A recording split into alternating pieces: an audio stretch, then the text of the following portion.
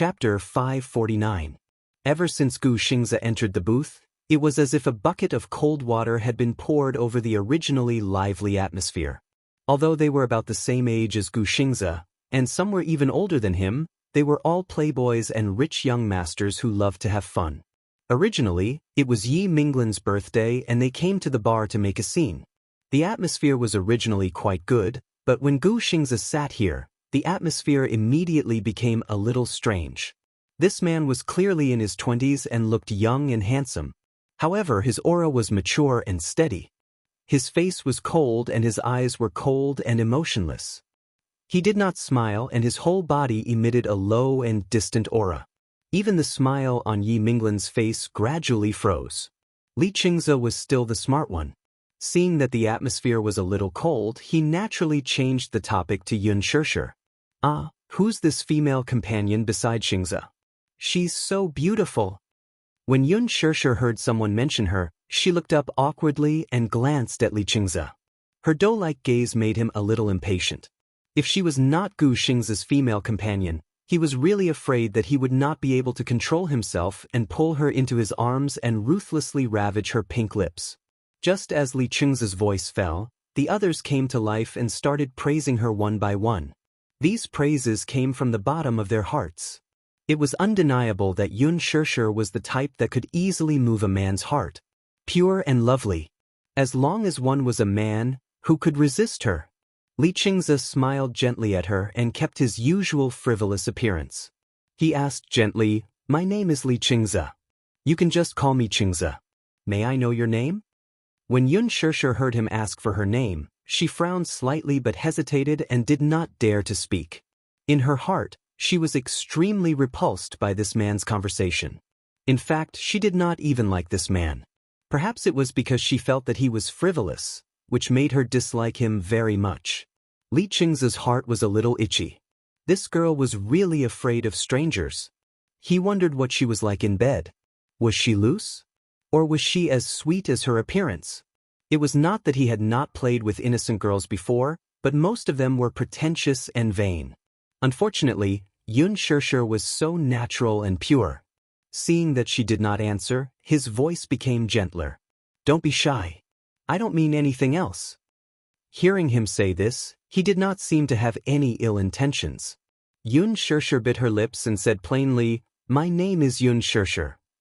Her voice was soft, gentle, and pleasant to the ears like a clear spring, pleasing to the ear and light.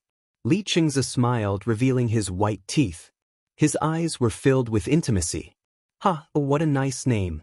Can you be my friend?" Gu Xingzi glanced at Li Qingzi from the corner of his eyes.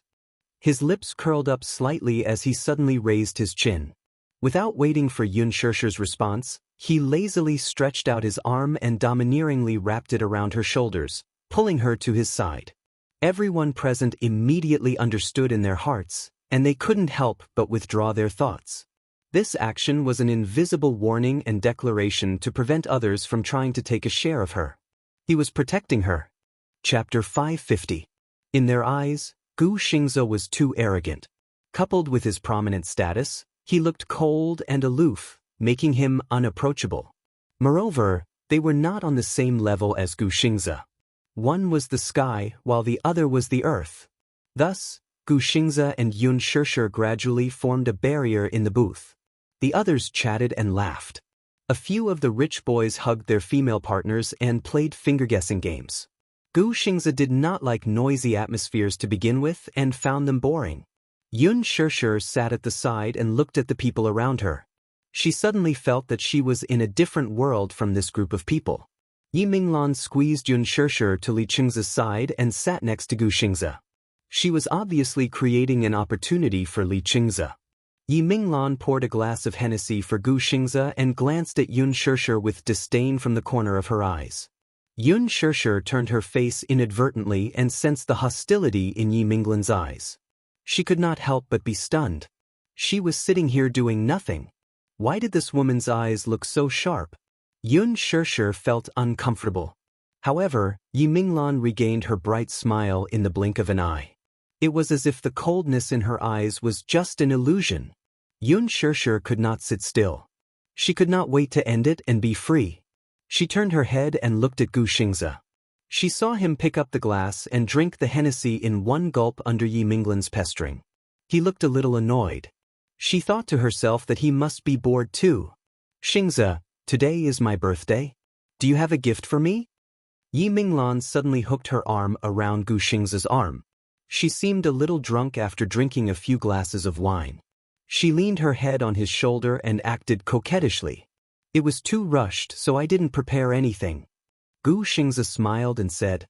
As soon as he finished speaking, a few people at the side started to jeer loudly. Drink as punishment. Drink as punishment. Drink as punishment.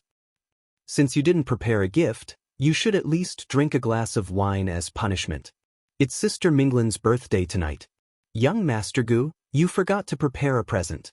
Yi Minglan immediately gestured for them to stop. She turned to look at Gu Xingze and stammered, Of course we have to drink as punishment. But you should at least give me a gift, right? At this moment, the singing on the stage stopped abruptly. At the end of the song, the band gave their thanks and left the stage.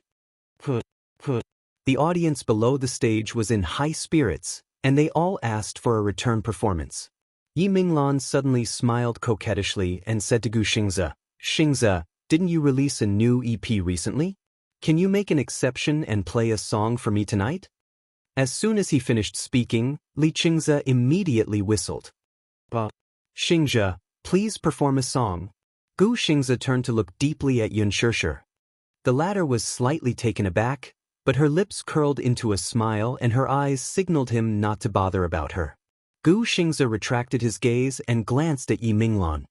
He then raised his glass of Hennessy and drank it in one gulp. As the crowd cheered, he stood up and said to Yi Minglan, Okay, I'll sing a song for you. That's great. Sister Minglan is indeed impressive. Gu Xingze walked up the stage, and a band immediately went up to play for him. He turned around and briefly communicated with a few musicians. Then he sat on a chair and held the microphone. Chapter 551.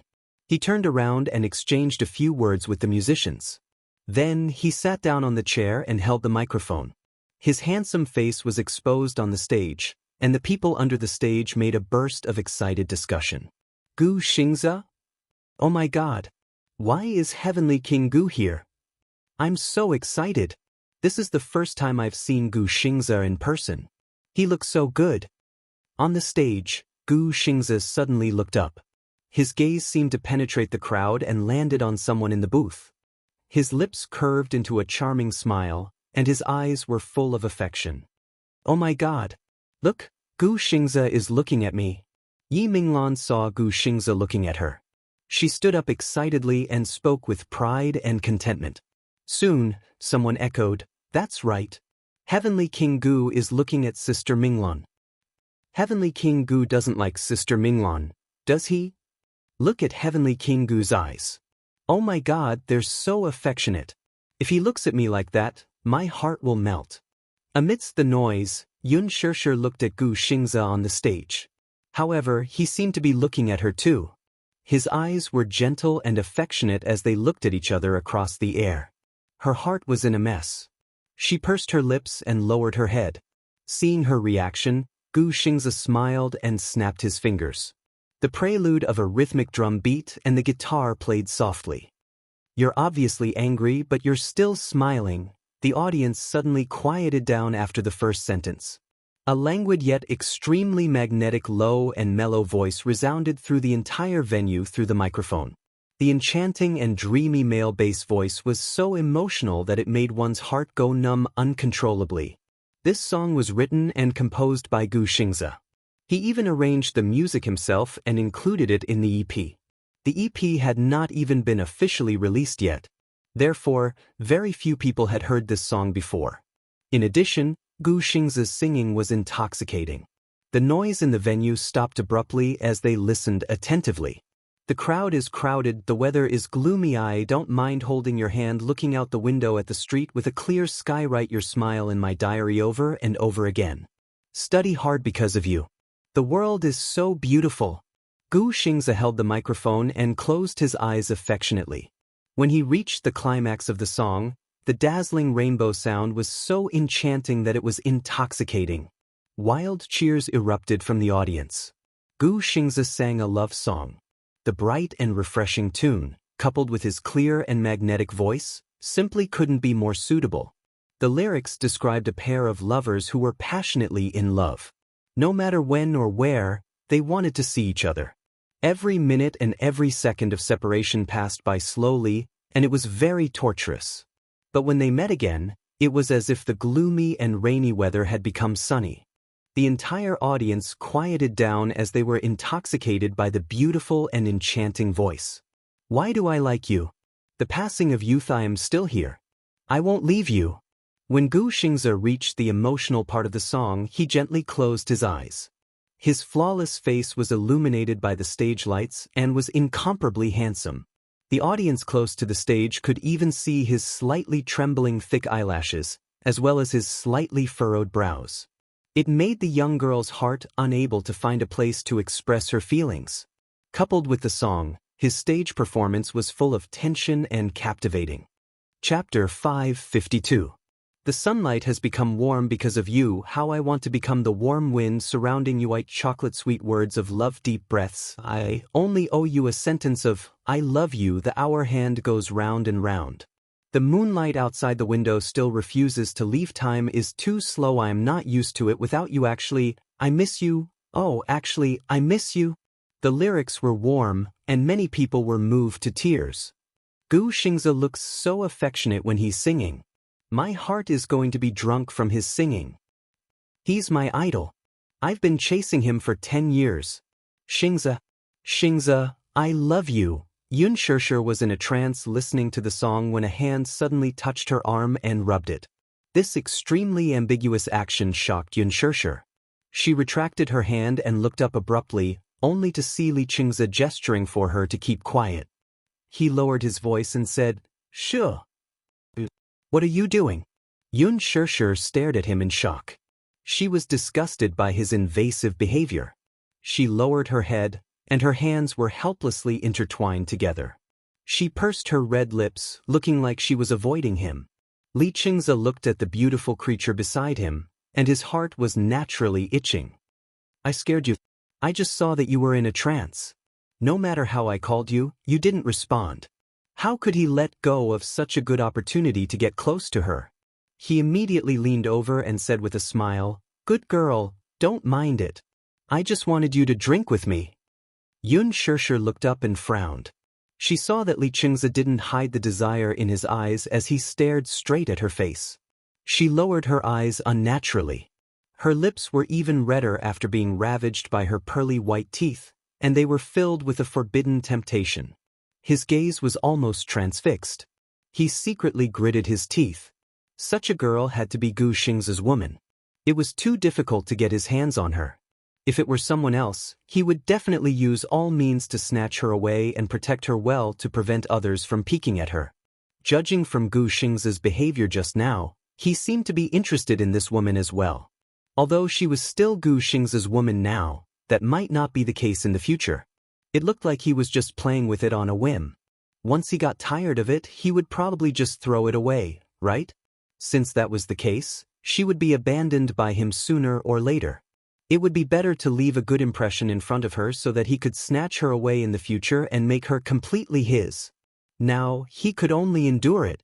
At most, he would have a taste of her beauty. Although his heart missed her, he couldn't be too presumptuous. He didn't want to offend that man for a woman. Xianxia didn't know what he was thinking. Xingzi's gentleness towards her didn't seem to have any other intentions, which made her originally bad impression of him change a little. She felt that this man wasn't as bad as her first impression. He seemed to be quite friendly to her. She smiled, revealing 2 cute little dimples. I don't drink. That smile was like a pure lily. Xingzi was stunned again, and his heart itched even more. The others saw that this was a rare opportunity. Now that Gu Xingzi wasn't around, they all started to get restless. Chapter 553. Seeing Xingzi like this, the others could only secretly feel pity. After all, the Li family was considered a powerful family in the capital, so they were still a little afraid of Xingzi. Naturally, They couldn't fight with him over something good. Li Qingze turned around and saw her sitting there in a daze without moving, so he poured a glass of wine for her and pushed it in front of her. He smiled and said, "How can you not drink when you're at a bar?" Yun Xianxia looked at the wine glass and shook her head. "I really can't drink." Not to mention drinking, even on normal days, she wouldn't touch a drop of alcohol. Her alcohol tolerance was very poor, and it wasn't as if she hadn't learned her lesson. The last time at Huan Yu's cocktail party, she drank a few mouthfuls of wine half-heartedly and was completely drunk after one glass. Li Qingze pretended to be disappointed and sighed. "Sure, are you not giving me face?" Yun Xianxia still expressed her reluctance to the wine and declined his offer. Li Qingze didn't know that she really couldn't drink well. Instead, he thought that she was deliberately not giving him face in front of so many people. The crowd roared with laughter. "This is the first time I've seen Qingze suffer in front of a woman. This woman obviously isn't giving you face." Li Qingze was infuriated. Under the influence of the people around him, he grabbed her shoulders and pulled her into his arms, not allowing her to resist. He fiercely pressed the wine glass against her lips. "Drink. Otherwise, you're not giving me face." "I really can't drink," she insisted again. This man was obviously going to force her to drink. Yun Xianxia's face was filled with disgust. As she struggled violently, the wine glass fell to the ground and shattered. The scene was silent for a moment. Everyone looked at each other. Li Qingze saw that she had such a big reaction and his face was a little embarrassed. He was a little angry. Is there a need to have such a big reaction? Yun Xianxia was a little angry in her heart. She pursed her lips and didn't want to bother with him. Her indifference made him a little agitated. Li Qingze saw that her eyebrows were knitted tightly and her face seemed to be filled with disgust. He was also a little unhappy in his heart. This woman clearly didn't know what was good for her. He had only touched her slightly, but she had avoided him like a snake or scorpion. It was as if his touch was poisonous. But could other men touch her? Why didn't she resist when Gu Xingze hugged her shoulders? Why couldn't he just have a drink with her? When everyone saw this, they roared with laughter. Now that Gu Xingze was not present, they began to speak without restraint. "So Qingze has taken a fancy to this woman?" "No, this is Heavenly King Gu's female companion, Qingze. First come, first served. Besides, this woman doesn't seem to be very tactful." Yun Xianxia raised her head in embarrassment. Looking at these unrestrained faces, her heart trembled slightly. When Gu Xingze was still around, they were still polite to her. Now that Gu Xingze had only left for a short while, they were already speaking so presumptuously. Could this be their true colors? Yun Xianxia looked embarrassed and explained, "Xingze and I are just friends." "Your name is Yun Xianxia, right?" Li Qingze grabbed her arm with a sinister and ferocious expression on his face. "How much does it cost to sleep with you for a night? I like to have a price tag. It's just money. I can have as much as I want. Name a price." Chapter 554. What do you mean by that look? Li Qingze sneered. "You should be able to tell that I want to sleep with you. You're still pretending to be pure. That's no fun. What do you want?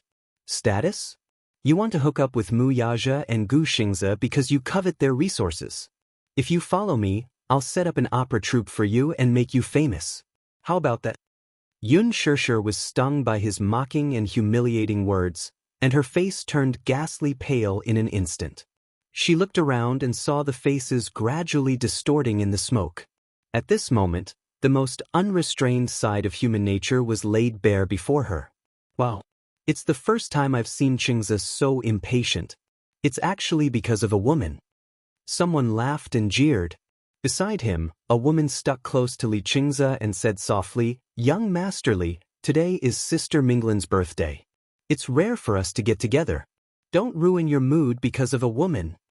As she spoke, she handed over the wine glass with a coquettish smile and gave Yun Xianxia an ambiguous glare. Her words had a deeper meaning. Some women, born as commoners, have ulterior motives. Naturally, they wholeheartedly want to climb up the social ladder.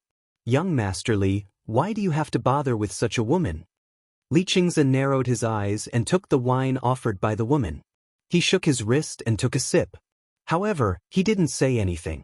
He only looked at Yun Shishir with ambition in his eyes. Yun Shishir suddenly stood up, pushed the crowd aside, and left the booth without saying a word.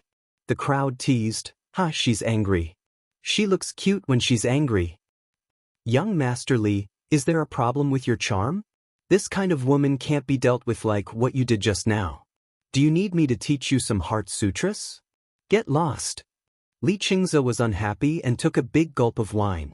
When Gu Xingze walked off the stage, the applause was thunderous and the cheers lasted for a long time. When he returned to the booth, he looked around but didn't see Yun Shishir. He was stunned. "Where is he?" Everyone looked at each other. Li Qingze turned his face away in annoyance. Yi Minglan looked around and laughed dryly. "He probably went to the washroom. I'll go look for her." Yi Minglan immediately came up and pretended to be unhappy. "I already said that she went to the toilet. What's wrong? Do you think we bullied her?" "Xingze, it's not that I want to nag at you, but you're here to celebrate my birthday. You're embarrassing me like this."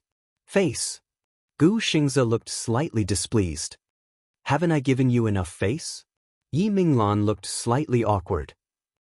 "Xingze, I didn't mean anything else. Don't misunderstand. You should know when to stop." Gu Xingze pushed her away and left the booth. The atmosphere instantly dropped to the freezing point. Yi Minglan felt wronged and her eyes turned red. Immediately, people surrounded her. "Sister Yi, don't be angry. Tonight is your birthday party. Let's drink. Let's drink." Someone immediately agreed. However, Yi Minglan, who was sitting at the head of the table, was no longer in the mood. When she walked into the washroom, Yun Shishir was dizzy from the heavy metal music in the bar. Her ears were ringing. Li Qingze's arrogant words still echoed in her ears. Yun Shishir bit her lip hard. She felt disgusted. Chapter 555. Next time, she would never come to such an occasion again. "Yun Shishir?" A familiar voice came from behind her. Yun Shishir turned her head and saw Mu Wanru, who was wearing a sexy long dress, standing behind her with an arrogant posture and staring coldly at her. "Mu Wanru?" Yun Shishir's face turned pale and anger appeared in her eyes. "It's her? How dare this woman appear in front of her?" The two women looked at each other in silence. The confrontation seemed to have returned to 15 years ago in the welfare home. Mu Wanru stood arrogantly in front of her and accused her of being a thief. All the humiliation of the past appeared in front of her eyes. At the thought of how this woman had caused her to bear the crime for so long, she gritted her teeth and clenched her fists by her sides. "I didn't expect you to be here too?" Mu Wanru took the lead to speak. She walked slowly in front of her and stared at her coldly. "Go back to your slum. This is not a place for a commoner like you to set foot in." "Ah, Mu Wanru, how dare you talk to me like that? Go back to your slum, what an arrogant tone. Shouldn't I be the one saying that to you?" Yun Shishir raised her head and laughed in anger. "You don't have the right to say that to me, right?" Mu Wanru's face was slightly shocked. She was surprised by her strength. In the past, she had a cowardly look that could be bullied by anyone. But now, she was different from before. The mockery and ridicule on Yun Shishir's face seemed to tear apart the aristocratic skin that she had covered up so well. In front of her, Mu Wanru could not pretend to be elegant and an embarrassed expression appeared on her face. "You're a thief. 15 years ago, you stole my jade pendant and stole the sky to be recognized by the Mu family. Now you're arrogantly coming to show off in front of me. Mu Wanru, you're more shameless than I thought," Yun Shishir said with a sneer on her face. She took a step forward and stretched out her hand. "Give it back to me." "Return what to you?" Mu Wanru retorted with a smirk upon hearing this. "Give me back the keepsake that my mother left for me, my innocence, my identity." Yun Shishir's gaze was firm and her expression was resolute. "Give it back to you?" Mu Wanru snorted disdainfully, as if she thought her words were a joke. "You keep saying that I'm a thief. May I ask who would believe you?" Yun Shishir was taken aback and her expression instantly froze. "Tell me, who would believe you? Mu Yaja? Or someone else in the Mu family?" Do you think they would believe a woman who came out of nowhere with an unknown background? Mu Wanru seemed to be mocking her for overestimating herself. Step by step, she approached her and stood in front of her. She said condescendingly, "Yun Xianxia, you're stupid, so don't blame me for being ruthless. Why don't you think about it? 15 years ago, why did all the children believe me and not you? Why did they all believe you? Do you need me to say it out loud?" Yun Xianxia said expressionlessly. Mu Wanru's face froze. She did not understand what she meant. "What do you mean by that?" "Mu Wanru, I just found out that you're really cheap to the bone. You've been using despicable means since you were young." Yun Xianxia looked at her as if she was looking at something disgusting. Her eyes were filled with disgust. "Do you think I don't know what kind of shady business you have with the dean?" Chapter 556. Did I hit the nail on the head? You don't know what nonsense you're talking about. Mu Wanru's voice was gloomy and filled with panic. Yun Xianxia's lips curled slightly as she said indifferently, "Do you dare to deny the improper relationship between you and the director?" Mu Wanru rejected her forcefully. "What improper relationship? Do you think I don't know? What happened between you and him? I don't need to say it out loud. I find it disgusting." The moment she thought of the scene she had unintentionally stumbled upon when she was young, she did not know what she and the director were doing. When she grew up, she understood the matters between men and women. Then, she suddenly remembered what they were doing. Mu Wanru tried her best to cover up her unbearable past. Now that she had exposed it so blatantly, she flew into a rage out of humiliation and rushed in front of her. She grabbed her by the neck and pinned her against the wall with a twisted and ferocious expression. "What do you know? What did you see?" She used so much strength that it was almost suffocating. Yun Xianxia's face turned red from being choked by her. She almost instinctively kicked her leg. Mu Wanru then hurriedly pushed her away. Yun Xianxia paused and raised her head. Her eyes were bloodshot. "Is it because I know too much that you want to kill me to silence me? Just like 15 years ago." Yun Xianxia unconsciously said the words, "to silence you." Mu Wanru was startled by her guilty conscience. She instinctively raised her head and glared fiercely at her. Her eyes were filled with viciousness. It was as if a sharp sword was piercing towards her. She knew? Could it be that she already knew who was the one behind the assassination at the amusement park that day? For a moment, Mu Wanru could not figure her out. Yun Xianxia did not seem to know what she was feeling guilty about. She only said slowly, "A few years ago, the director committed the crime of molesting children and was sent to prison. On the surface, he was well-dressed, but in reality, he was a beast dressed in human clothing. How many children had been destroyed by him? But Mu Wanru, you are different. The children all avoid him like he's a snake or a scorpion, but you're sticking to him in exchange for benefits." Yun Xianxia's words were so straightforward that Mu Wanru's face turned ghastly pale. She paused for a moment before continuing, "That day in the bathroom, I bumped into you guys, so you deliberately took revenge. You were afraid that I would reveal this matter and threaten your image and status in the hearts of the children, so you couldn't wait to suppress me, right? So that's why you pushed me into the pond that night as if you didn't mean to? I stood out to testify, but no one believed me. Because in the hearts of all the teachers and children, you are as pure and flawless as a princess. No one would believe that you would do such a thing. Even if you stole my jade pendant, everyone will only suspect that I deliberately framed you." Mu Wanru glared at her with bloodshot eyes, her shoulders trembling uncontrollably. "Yun Xianxia, shut up." Chapter 557. Mu Wanru screamed at the top of her lungs, "Shut up! Yun Xianxia, shut up!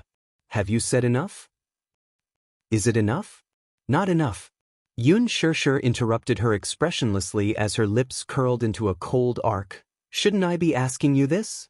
More than 10 years, it should be enough. Aren't you going to return the things that don't belong to you to its rightful owner?" Mu Wanru clenched her fists tightly. Suddenly, she let out a shrill laugh. A look of disdain surfaced on her heavily made-up face. "Who's going to believe your words? I am the real young madam of the Mu family. Now and in the future. Yun Shirshir, you don't have the right to fight with me. Yun Shirshir's eyes were as cold as ice, but she said coldly, yes, I don't have the right to fight with you because these things originally belonged to me. She slowly walked towards Mu Wanru until she was right in front of her. Yun Shirshir suddenly grabbed Mu Wanru's collar and gave her a tight slap across her face. The one who doesn't have the right to fight with me is you. Mu Wanru was shocked and angry after being slapped so suddenly. The anger in her eyes was about to burst out. You dare to hit me? Why wouldn't I dare? Yun Shirshir's lips were cold as she gave her another slap across her face. Mu Wanru grabbed her collar with the back of her hand. But for some reason, Yun Shirshir looked weak, but no matter how Mu Wanru pushed her, she didn't move at all. What Mu Wanru didn't know was that Yun Shirshir had learned some judo when she was young. Even if she didn't master it, it was easy for her to deal with a weak woman like Mu Wanru. Yun Shirshir, you dare to hit me, you will regret it. Regret? I'm just teaching AB** teacher lesson, why would I regret it? Yun Shirshir raised her hand high, her eyes filled with sorrow. How dare you? I dare you to hit me. Mu Wanru threatened in a shrill voice. I'm pregnant now. If you dare to hit me, can you bear the consequences? Yun Shirshir's eyes froze and her movements froze in an instant. Her face seemed to have frozen. What? Didn't you hear me clearly? I'm pregnant. If you hit me and hurt the baby in my belly, can you afford the consequences? Mu Wanru saw her stiff expression and smiled proudly. Are you trying to trick me again? You were diagnosed with infertility a long time ago. Yun Shirshir obviously didn't believe her words so easily. Why would I lie to you? Didn't you see it last time? I just found out that I have morning sickness. Mu Wanru admired Yun Shirshir's cold expression with satisfaction. Even though she said that she didn't believe her, her eyes clearly showed that she didn't believe her. You don't believe me, right? Weren't you diagnosed with infertility? Yun Shirshir stared straight at her, trying to find a trace of suspicion on her face. Don't doctors make mistakes in their diagnoses? Mu Wanru deliberately provoked her and pretended to be happy. I didn't dare to believe it at first, but it's the truth. Yun Shirshir, I'm pregnant. I'm pregnant with Mu Yaja's flesh and blood. The expression on Yun Shirshir's face cracked bit by bit. The despair in her heart was like a tidal wave, swallowing up the last bit of faith she had left. Chapter 558. Yun Shirshir stared straight at her. Her face was so pale that it was drained of blood. Mu Wanru stared at the change of expression on her face and suddenly laughed mockingly. It can't be, Yun Shirshir? Don't tell me you've fallen in love with him? Do you think he really loves you? Do you think he really cares about you? He's just playing with you. Mu Wanru appreciated the expression on her face gradually turning cold as if her heart was dead. She felt even more proud. Men always say sweet words to women. The words they say are sweeter than honey, but when they're heartless, it's like stabbing a knife into your heart. Will you actually believe a man's sweet words? He already has a fiancée, and that's me. Will you believe a man like him? The cold and mocking words were undoubtedly a cold thorn that pierced into her heart and made her bleed. Yun Shirshir looked like she was struggling. She forced herself to ignore Mu Wanru's words and only thought that she was trying to drive a wedge between them. But, if he really has any feelings for you, then why didn't he break off the engagement with me? Mu Wanru smiled cruelly. Why did he sleep with me while having an ambiguous relationship with you and make me pregnant with his child? I'm the legal wife, and you're just a mistress who can't be seen in public. He slept with her? But didn't he say that she was the only woman he had ever had? Was it all fake? Was he lying to her? Yun Shirshir's eyes were struggling and her face was flustered. She was skeptical of Mu Wanru's words. Obviously, she didn't fully believe it. Previously, he had an ambiguous relationship with you because he thought that I couldn't bear a child for him and felt that you were different from other women. He was just playing with you.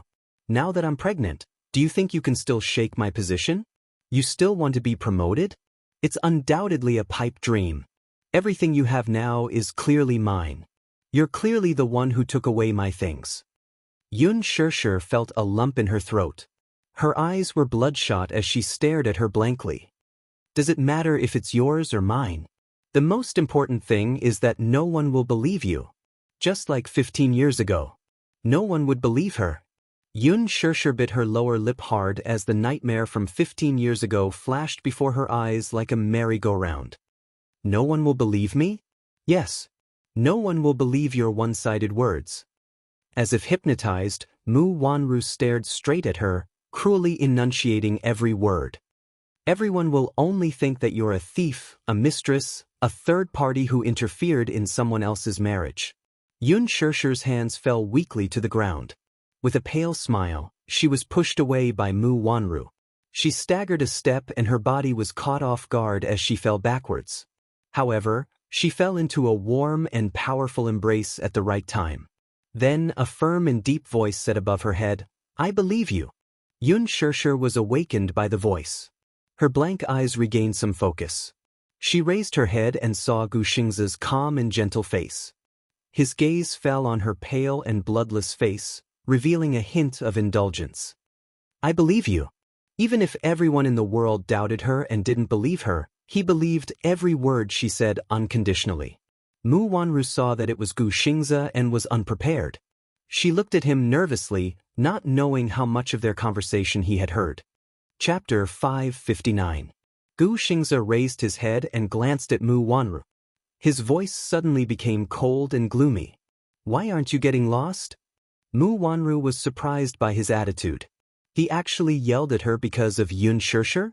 She immediately said angrily, "Gu Xingzi, you actually get lost." Gu Xingzi lost his patience. His eyes were cold and sharp.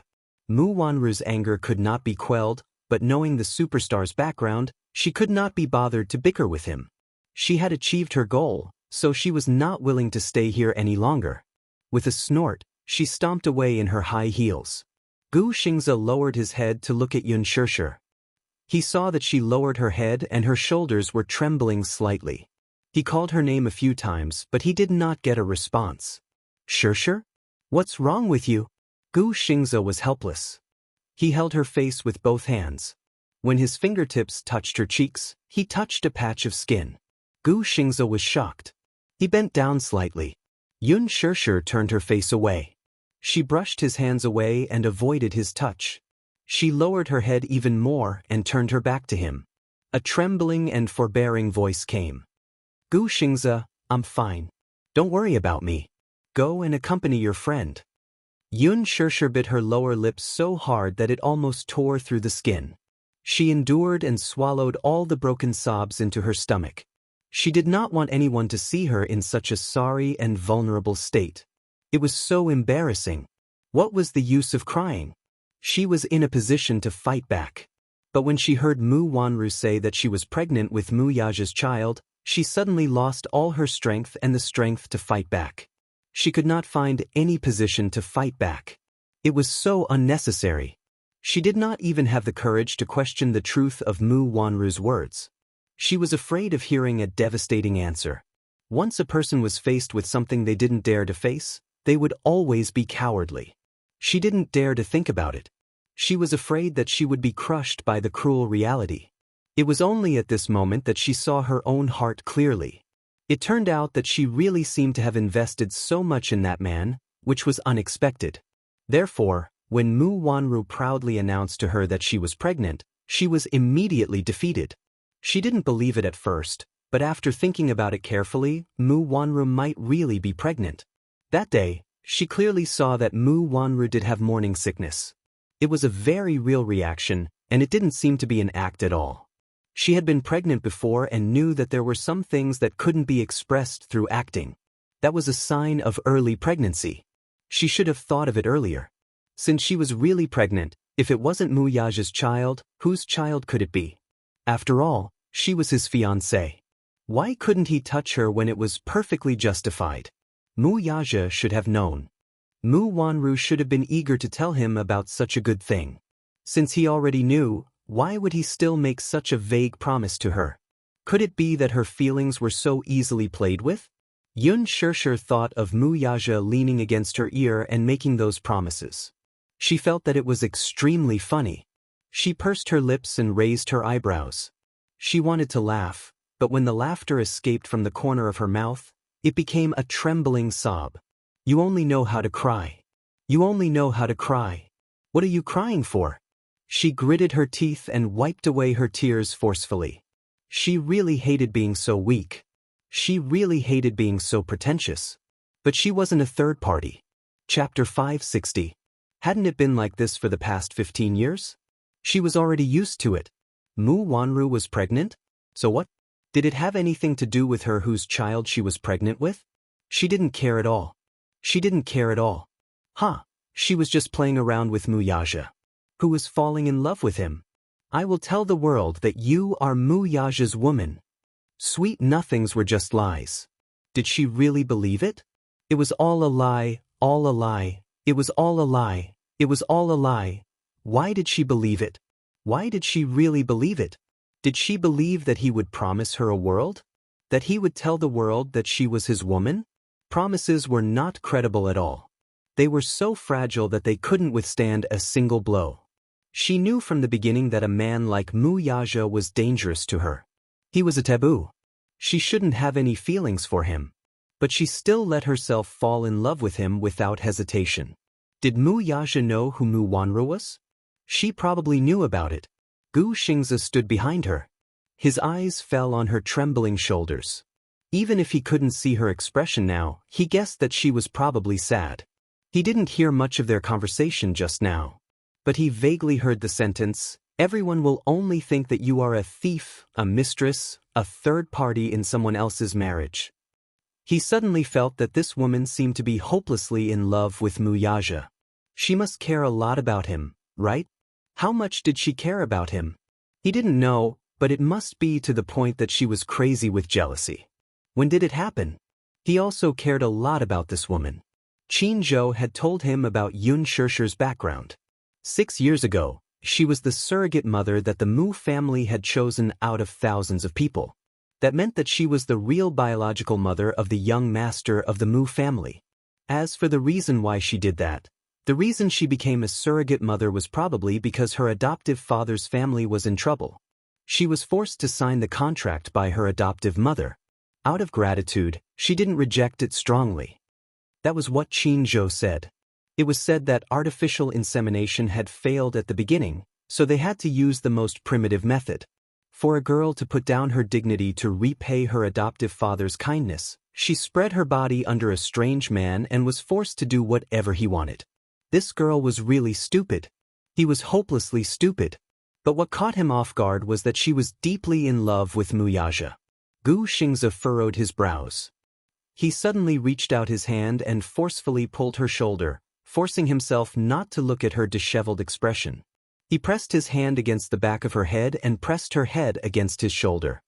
He raised his head and didn't look at how she was enduring the pain. He only said indifferently, "Be good, I won't look at you." Yun Shishi's body stiffened, leaving only the sound of her breathing. "If you want to cry, just cry." Gu Xingzi's voice was as gentle as a feather. His thin lips blew on her forehead, soft and warm. "Crying doesn't mean that you're weak. You don't have to restrain yourself too much, okay?" Yun Shishi struggled at first, but Gu Xingzi was so strong that she almost couldn't resist. She buried her face in his shoulder and made an almost inaudible sobbing sound. His scalding tears almost soaked his clothes. Chapter 561. Gu Xingzi's heart ached because of this. He felt that this woman was hopelessly stupid. She actually put herself in such a lowly position because of a man. At the same time, he also felt that he was hopeless.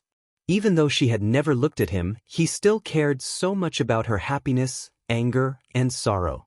He really lost to her. He was hopeless. Gu Xingzi raised his face. His left ear was filled with the piercing metal music in the bar, while his right ear was filled with her low and careful sobbing. An inexplicable sense of powerlessness filled his entire body. He suddenly felt a little indignant.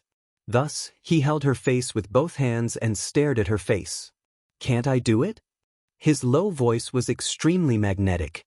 His deep gaze was fixed on her face, and his brows were slightly furrowed. "Must it be him? Can't I?" he asked. Yun Shishi was startled by his sudden question. She did not know what was going on. If Mu Yaja can do it, I can do it too. I can also give you everything that he can give you.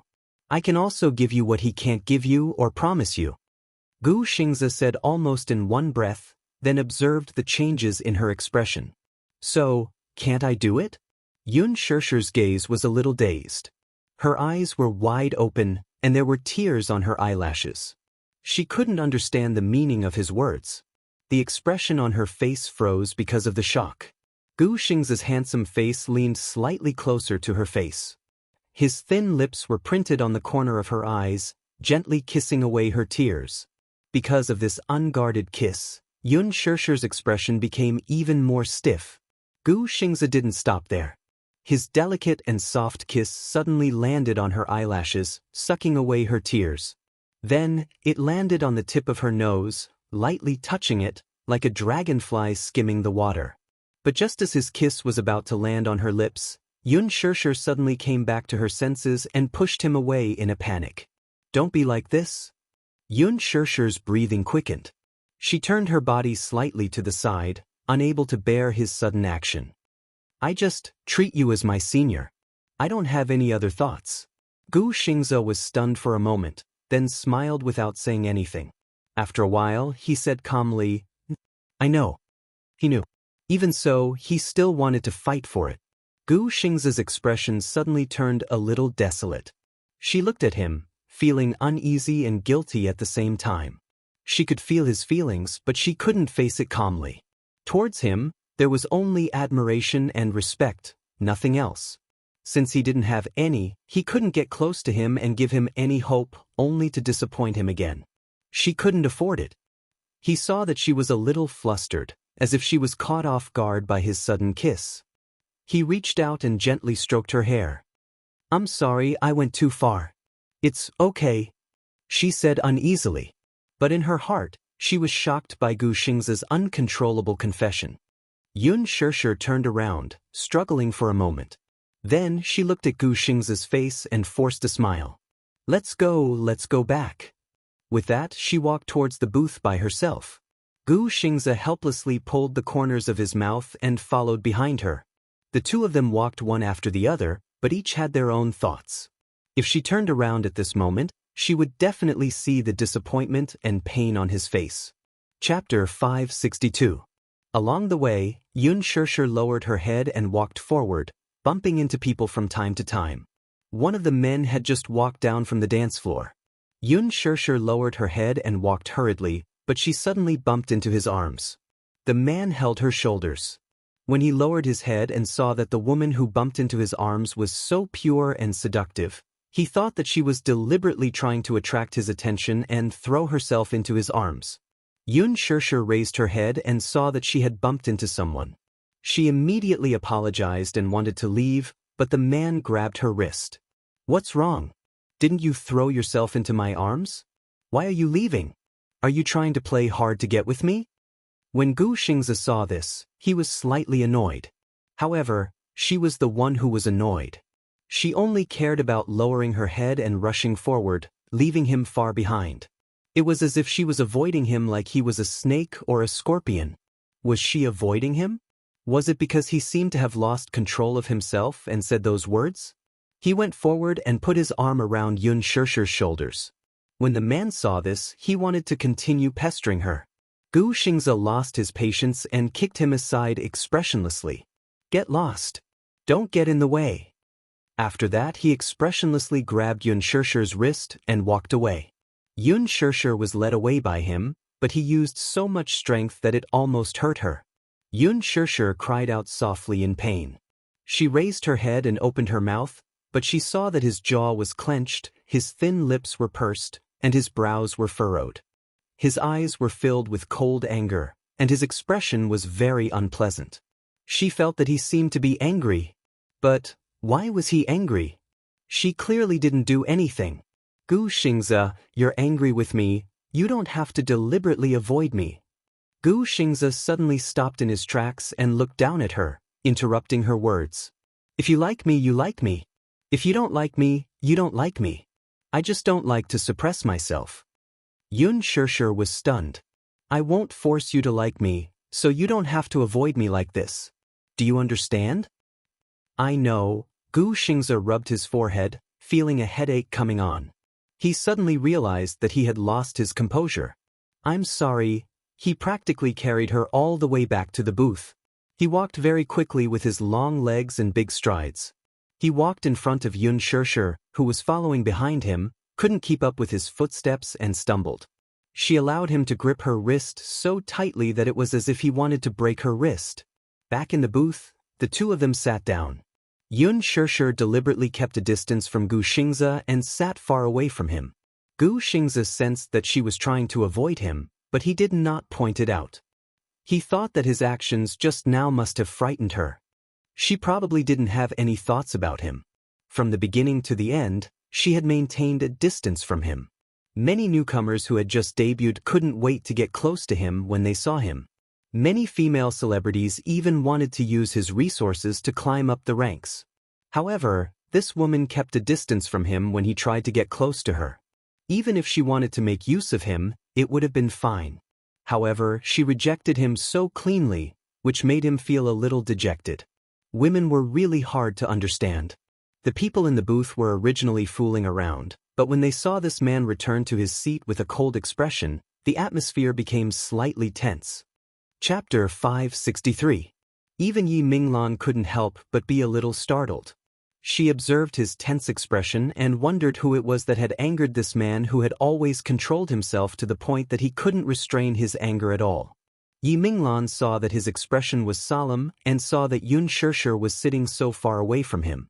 She thought to herself, could it be that the two of them had an argument? That was probably it. When they returned to the booth, the two of them didn't speak a word. Li Qingze was originally having fun, but because of him, it was as if a basin of ice water had been poured over his head. He had completely lost his interest and even felt like he was sitting on pins and needles. Now, Gu Xingze was just sitting there, but he could already feel this terrifying aura spreading to every inch of the booth. His aura was already overwhelming. Yi Minglan saw that everyone present was secretly sizing him up without saying a word. She couldn't help but want to ease the atmosphere, so she leaned over and poured him a glass of wine. She smiled and said, Xingze, what's wrong with you? As she spoke, she lowered her voice and said, just now, I was too willful. Don't be angry with me anymore, okay? I'll toast to you with this glass. After she finished speaking, Yi Minglan downed the glass of wine in one gulp. Gu Xingze didn't even look at her and downed the glass of wine she offered. The wine glass landed heavily on the table. He used so much force that the bottom of the glass almost cracked. Yun Shirshir sensed that he had made a huge commotion and knew that he was angry. She felt wronged and guilty, but she didn't know how to explain it. She just didn't want to consume his feelings. Was that wrong too? Li Qingze sat beside her and Yun Shirshir immediately sat further away. Li Qingze smiled and sat closer to her. Yun Shirshir glared at him angrily. What exactly do you want? I'm sorry. Just now it was my fault. What I said just now was in a fit of anger. Please don't take it to heart. I have a bad temper, and when my temper flares up, my words are unpleasant. If you're still angry, you can scold me. Li Qingze begged for mercy pitifully. He poured himself a cup of wine and said with a smile, I'll finish this cup of wine first as an apology. Thus, he picked up the goblet and drained it in one gulp. He even showed her the bottom of the goblet, indicating that not a single drop was left. Yun Shirshir turned her face away and ignored him. Li Qingze immediately brought over a cup of mixed wine and smiled at her. Don't be angry. I ordered a drink for you. There's a little bit of red wine in it. The alcohol content is very low, but the taste is very unique. It has always been this shop's signature drink. Take it as my apology to you. Seeing that Yun Shirshir was still ignoring him, Li Qingze said pitifully, please don't be angry. I was a jerk just now. If you want me to slap you, just say it, that's enough. Yun Shirshir sighed. I'll drink it, but can you stop bothering me after drinking it? What a big tone. As long as you forgive me, I'll definitely stop bothering you. I forgive you. As long as he stopped bothering her, anything was fine. Thus, she carefully picked up the wine glass. The lemon-yellow liquid in the glass swirled gently, making her suddenly recall the nightmare of being drunk. That awful taste made her feel nauseous. Chapter 564. She couldn't help but take another sip. She licked her lips and suddenly understood why so many people loved to mix drinks. It was indeed quite delicious. However, even though the alcohol content was low, her cheeks flushed red after taking a sip. Li Qingzi stared at her, and he was about to go into a daze. However, he didn't know that his actions were all seen by a pair of deep eyes. Gu Xingzi glanced at them from the corner of his eyes. His eyes were dark as he lazily lifted the wine glass with one hand and pressed the edge of the glass against his lips. There was a hint of contemplation and judgment in his eyes. Unknowingly, it was already 1 o'clock in the morning. Perhaps it was because of the alcohol, these untactful young masters also began to try to talk to Gu Xingzi. Loud music, enchanting smoke, a few rounds of greeting and sending each other off. Their ugly faces were full of hypocritical smiles. Who didn't want to have a relationship with the Gu family? In the past, they didn't have the opportunity. Now that such a person was sitting in front of them, how could they not be tempted? At first, they didn't dare to act rashly. However, after half a round of drinking, they became bolder. Gu Xingzi leaned on the sofa expressionlessly. He coldly admired their dissolute behavior and found it really annoying. He lowered his eyes slightly and hid the playful but cold sharpness in his eyes. The corners of his lips curled up in a mocking smile. It wasn't that he was acting like a big shot. These rich kids really didn't know how to weigh their own status. They were young but ignorant and incompetent. They were addicted to the 5 poisons and relied on their parents' family business to squander money. They lived a life of drunkenness and indulged in a life of luxury.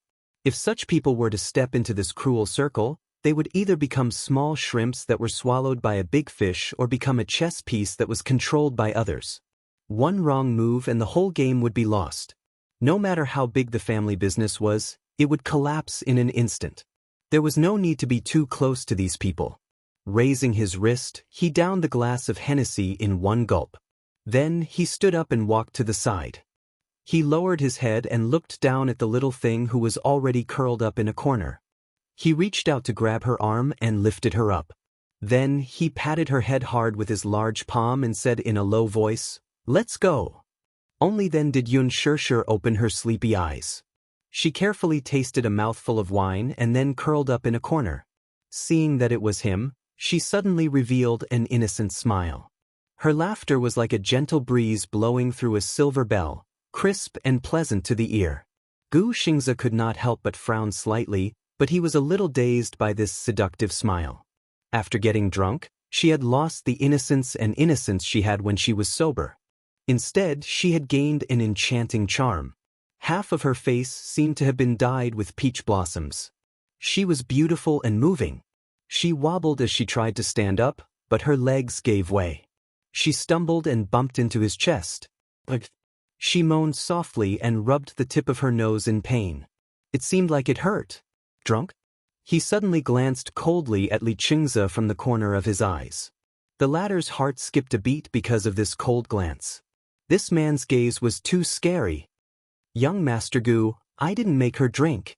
She didn't drink much and only took a sip. The alcohol content of that cocktail was pitifully low.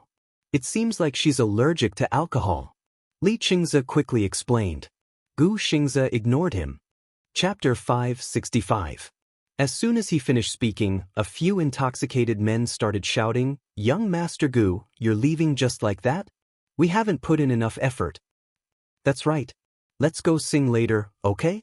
Everyone is looking forward to seeing young Master Gu sing." One of the men even reached out and held Gu Xingzi's shoulder. His smile was a little lecherous. "Young Master Gu, are you planning to go back and indulge in the night of spring?" His gaze fell on the woman in his arms, and the meaning in his eyes was unclear.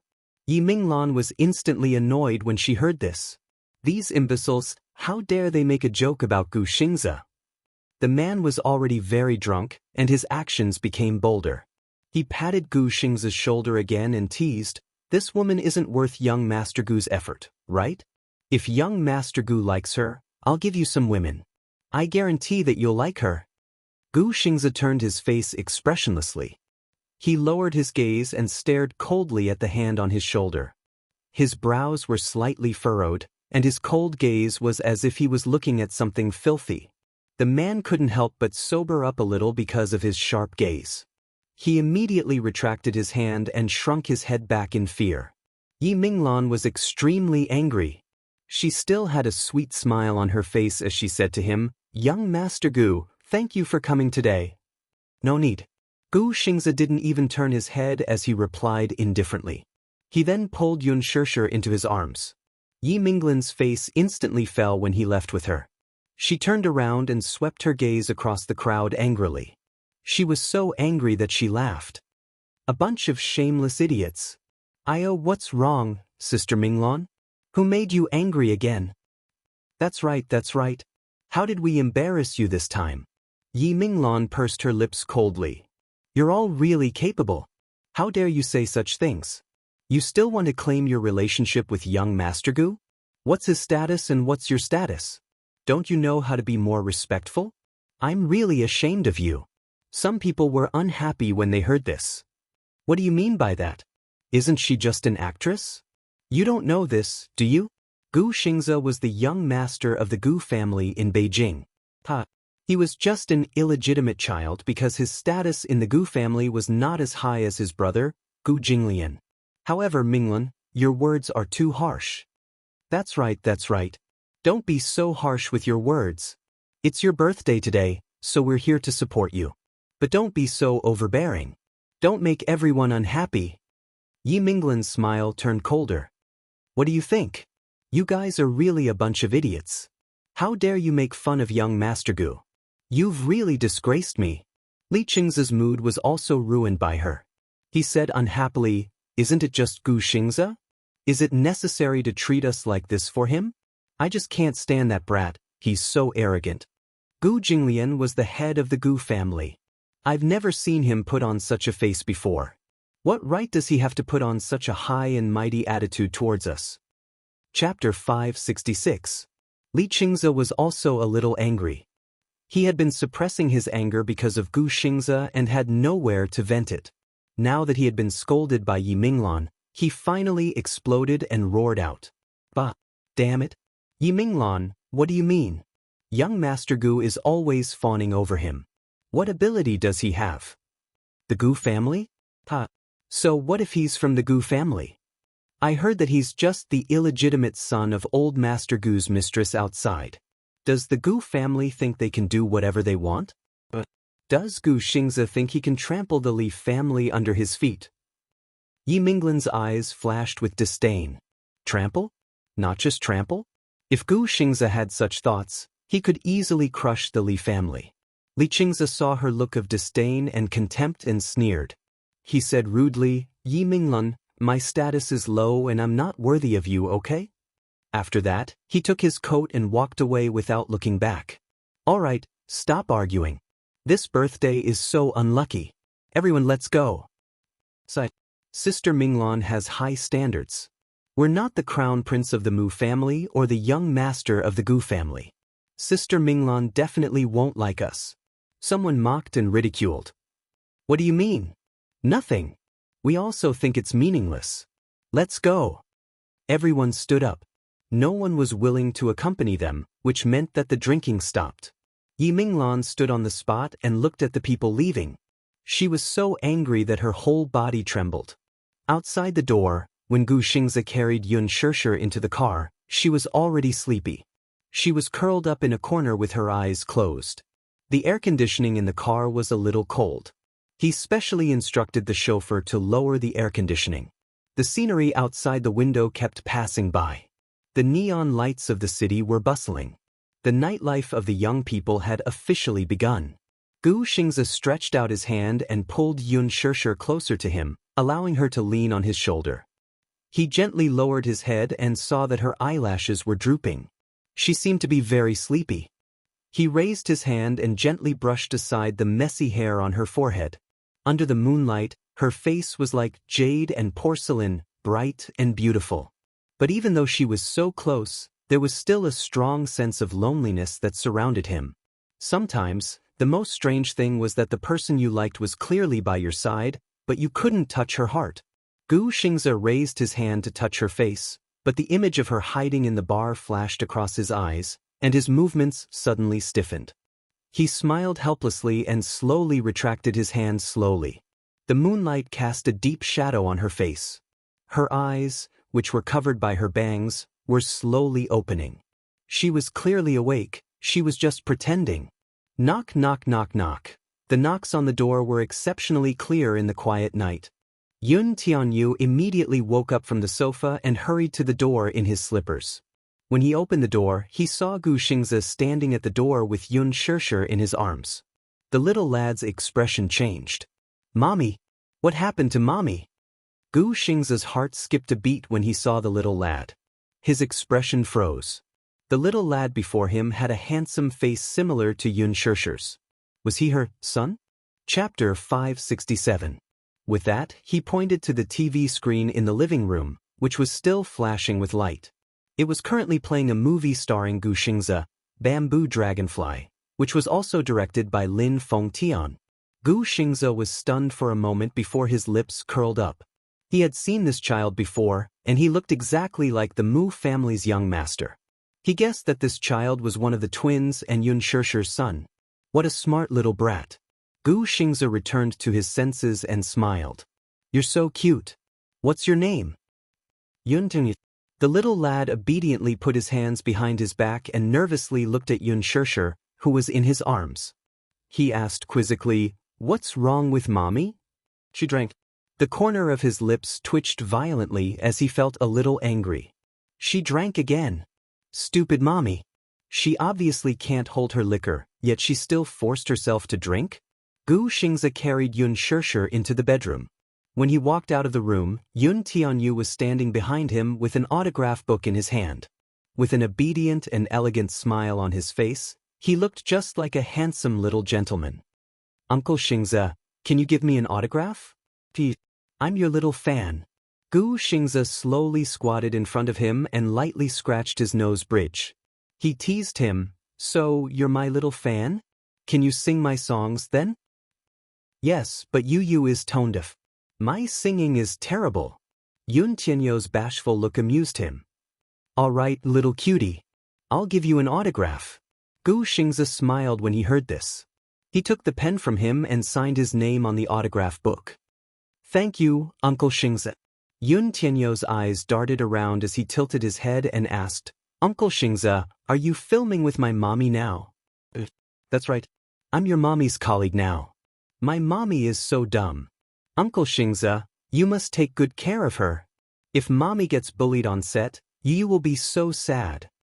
The little guy held his chest pitifully and looked worried. Gu Xingze was secretly surprised.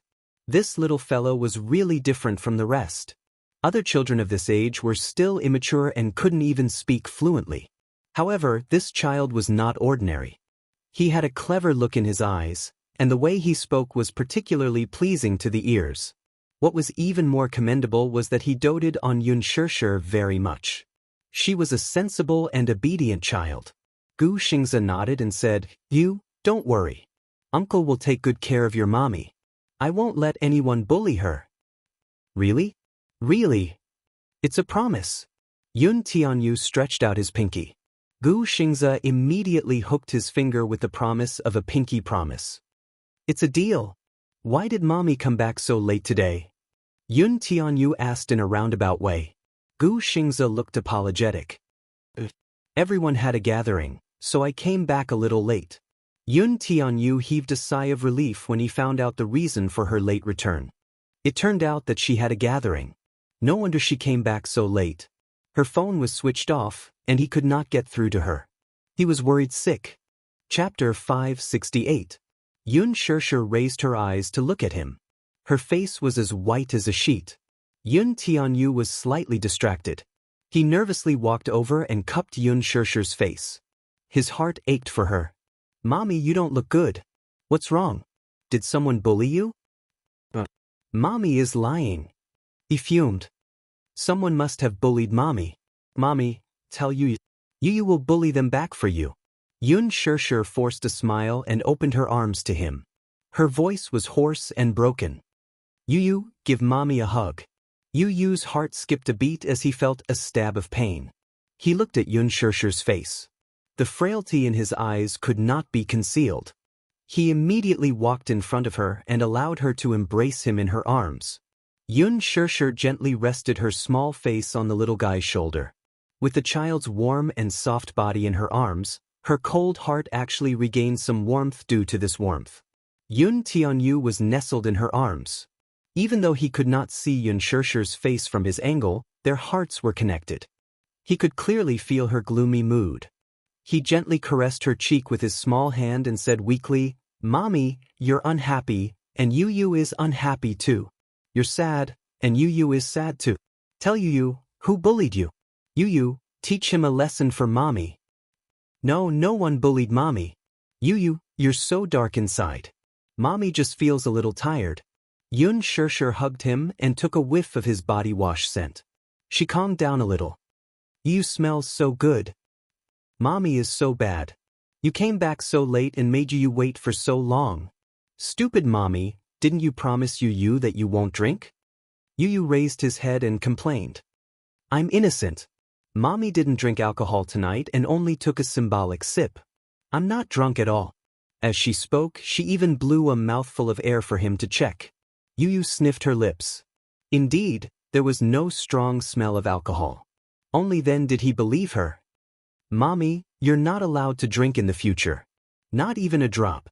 "I know. Master Yu." She suddenly cupped his face and rubbed her nose against his intimately. "Yu, mommy will be with you for the rest of my life. Will you despise mommy when I'm old?" "No, it won't. Mommy will not be old." "Then if mommy is old, will Yu despise me?" "Even if he despises me, it'll only be a little."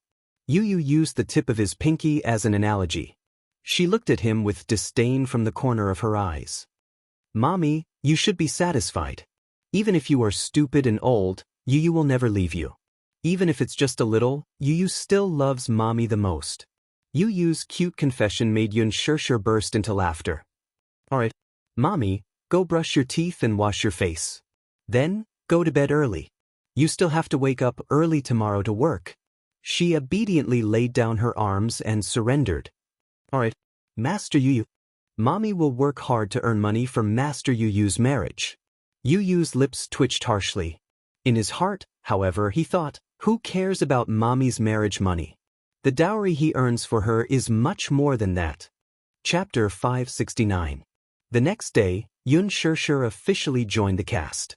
Early that morning, news about the opening ceremony quickly swept the headlines. The extravagant cast, top-notch production team, and the ambiguous relationship between the male and female leads became the hottest topic of the day. Several pages published photos of the male and female leads at the opening ceremony. Gu Xing's handsomeness, Yun Shishir's purity, and rather good looks attracted enough popularity. The Green Apple had yet to be released, but with the help of the media, it became a hit.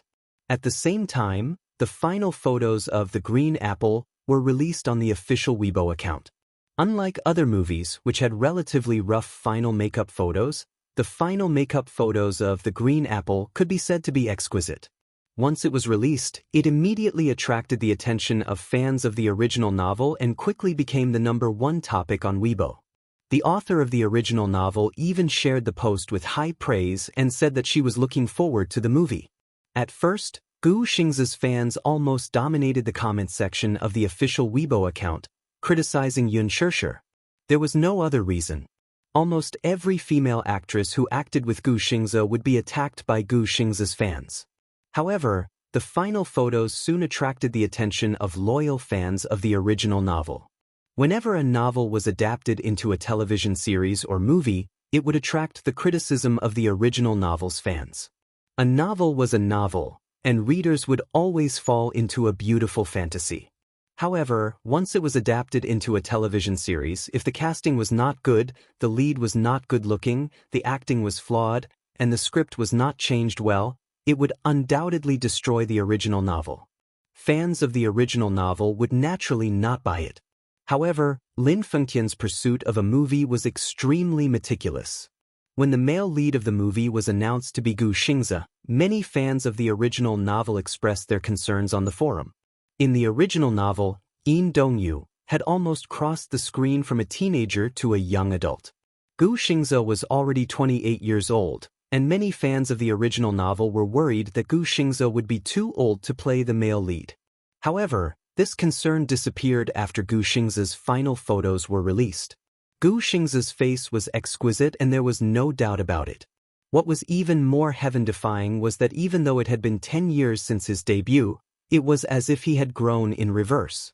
His appearance was no different from when he first debuted at the age of 18.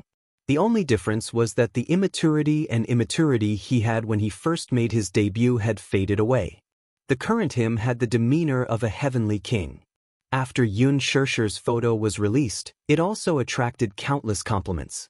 The original novel, The Green Apple, was a bestseller and had millions of fans. Many fans were worried that Lin Fengtian would use a newcomer this time. Yin Xiaochuan's characteristics were very difficult to replicate. There were some areas that could be made up for with acting. Yin Xiaochuan, on the other hand, had an aura that ordinary actors didn't have. During the audition period for the female lead of The Green Apple, fans of the original novel had launched a poll, hoping to see which female artist would play the lead role. As a popular starlet, Yang Mi's votes had always been high. However, the fans of the original novel did not buy it. They felt that the voting was too lousy. Yang Mi couldn't portray Yin Xiaochuan's innocence and innocence. She reeked of rouge and looked old. She didn't have the naivety of a student at all. However, when Yun Shishir's pure and refined final photos were released on the official Weibo account, the fans of the original novel were in an uproar. Acting as himself, this was clearly acting as himself. Chapter 570. Fans of the original novel were spamming the official forum of The Green Apple. Some asked for the name of this newbie actress who was playing the female lead. Some expressed their anticipation for the release of the movie and wanted to support it to the end based on the looks of the two main leads. Some supported Lin Fengtian and praised The Green Apple for being a production team with a conscience. They had put in a lot of effort in the casting and believed that the movie would be beautiful. Some hoped that Lin Fengtian would do his best to recreate every detail of the original novel. On the set, she kept scrolling through Weibo. She had previously applied for Yun Shishir's Weibo account, and in just a few days, it had gained 2 million followers. 2 million! Gosh, this is simply a miracle. One must know that gaining 2 million followers in a few days was already a huge achievement for a newbie actress. This meant that Yun Shishir's popularity was increasing day by day. It seemed that everyone was looking forward to seeing her in action. Yun Shishir walked over after her makeup was done. She thought that her assistant was watching an interesting video when she saw her sitting alone in a chair. However, it turned out to be a fan's message on Weibo. "What are you doing?" Yun Shishir whispered into her ear. She was startled. When she looked up and saw that it was her, she patted her chest. "Scary. Shishir, you're here." But she stared at her intently. Suddenly, her eyes widened in disbelief. "Gosh, Shishir, you look so beautiful with makeup." Yun Shishir was in her junior high school uniform. She wore a white short-sleeved shirt and a grayish-blue pleated skirt, revealing her fair, long legs. She had applied light nude makeup on her face. It was impossible for a student's makeup to be too thick. She looked like she had no makeup on, but it was actually very thick. The makeup artist put on some light eyeliner for her, outlining the contours of her eyes. Her eyelashes were long and beautiful, her lips were red, her teeth were white, and her cheeks were light pink. The entire makeup was as elegant as crystal, yet it was stunningly beautiful. Yun Shishir was amused by her. "What do you mean? Don't I look good without makeup?" Yes. But you look even better with makeup." Shishir, I've decided that you'll be the #1 national goddess in my heart from now on." She was full of praises for her looks. But Yun Shishir was curious to gossip. "Who was your #1 national goddess before?" "Lin Ji." She blinked. "Ganoderma lucidum?" The image of the Ganoderma lucidum surfaced in her mind. "Are you following the entertainment industry or not?" Lin Mu Shis. Shi Lin Lingji. Mu Shis. Yun Shi took out her phone. Her expression changed as she stared at the caller ID that kept jumping before she coldly swiped the screen to end the call. Who's calling? As she asked this, the phone rang again. To her Lingji do. 2. She was stunned. Shi, why aren't you picking up the call? I'm not picking it up. Yun Shi's face suddenly turned cold. The phone continued to ring. After she hung up the call, she decided to blacklist the number. Shi's eyes widened. Usually, this would only happen after a quarrel between a couple, right? Chapter 571. At the presidential palace. Yaja was leaning on the sofa as he listened to the busy tone from his phone. He had made 3 consecutive calls, but they were all hung up. He was already fuming inside. When the 4th call was made, it was already unreachable. The 5th call, the 6th call, the robotic female voice informed him that he could not get through at all. Yaja's handsome face stiffened. His gaze fell on the phone screen, and his cold voice showed his displeasure. What's going on? Is the phone broken? Yu, who was observing his expression, said, Cough. Boss, in this case, it's usually because your number has been blacklisted. Blacklisted? What does blacklisting mean? Yaja raised his eyes and asked in a dangerous tone. Yu glanced at the man's icy face and carefully explained, blacklisting means that the phone has a blacklist function. Once a number is added, it can't be called anymore. As the name suggests, it means that your number has been blacklisted, and you can't be reached. Bang!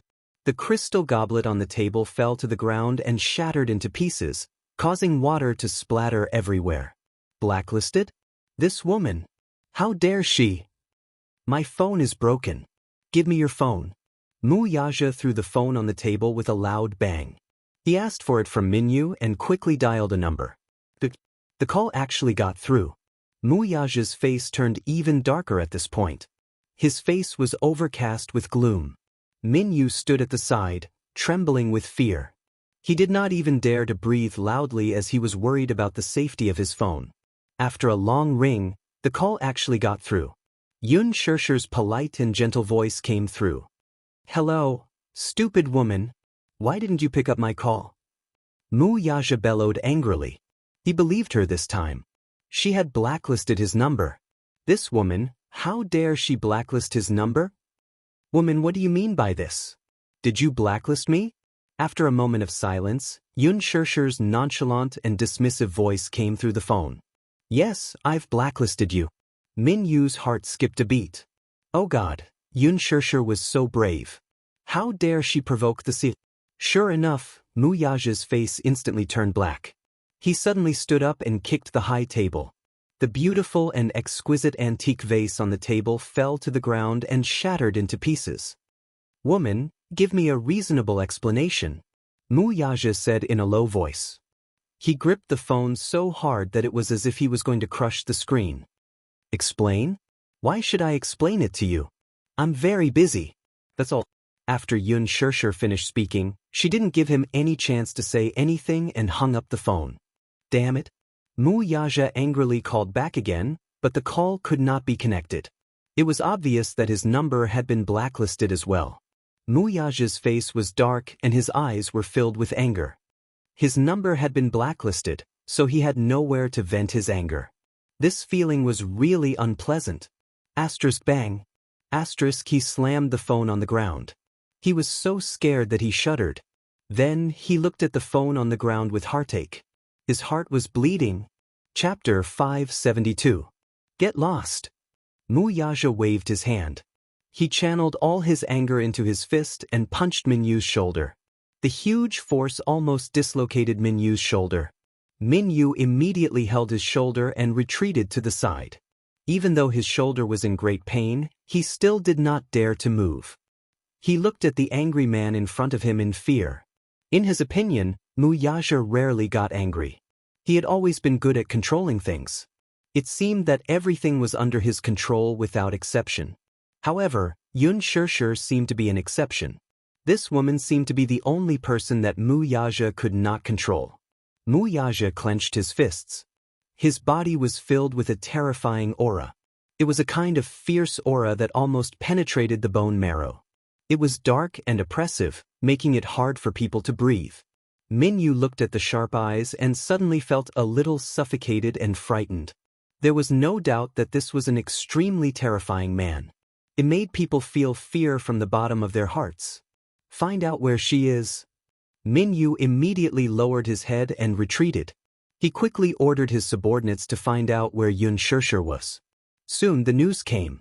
He immediately reported the exact information to Mu Yaja.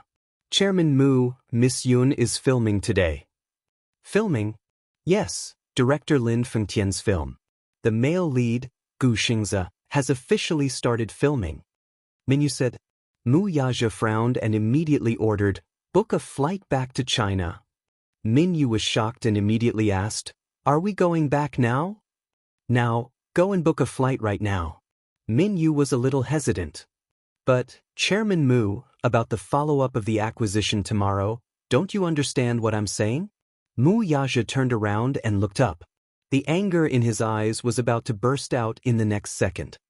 Or are you saying that even you want to go against me? Minyu was shocked. He lowered his head and said in a trembling voice, I wouldn't dare. Mu Yaja glared at him fiercely. Book a flight. Now, immediately, right now. Yes. Beijing Affiliated High School. At the end of June, the middle school exams had ended. The film crew had to finish filming the middle school scenes as soon as possible before the summer break. When the crew was filming, they would film all the scenes in one scene in one go. After filming the scenes in one scene, they would continue filming the scenes in another scene. That was because setting up a set required a lot of money and energy, and it was impossible to follow the timeline of the script. Therefore, they had to follow the scenes. The actors kept changing their outfits according to the script and completed their scenes according to the script. The progress of the filming was unexpectedly slow. When it came to filming, Lin Fengtian was very picky and sought perfection. Therefore, whenever an actor's gaze was not on point, he would ask them to do it all over again. She remembered that there was once a school anniversary scene that took 2 whole days to film. This was because Yang Chong, who was standing in the first row, was often distracted. For the past few days, her condition seemed to be a little off. Her eyes were unfocused, and there were a few times when Lin Fengtian used the loudspeaker to scold her. There were a few days in June when the sun was still very hot. It was more than 35 degrees Celsius, and it was extremely stuffy. All the actors and actresses stood under the sun for a long time because of her mistakes. Those A-list actors and actresses still had the right to hide under the shade and relax in places where they could not be seen. Chapter 573.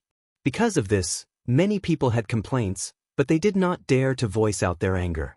Yang Mi was a big shot and was not someone they could afford to offend. She got her hands on a small air conditioner fan from somewhere and blew at Xianxia's face with all her might. She, on the other hand, was sweating profusely from the heat. Xianxia's face was covered with a thick layer of makeup.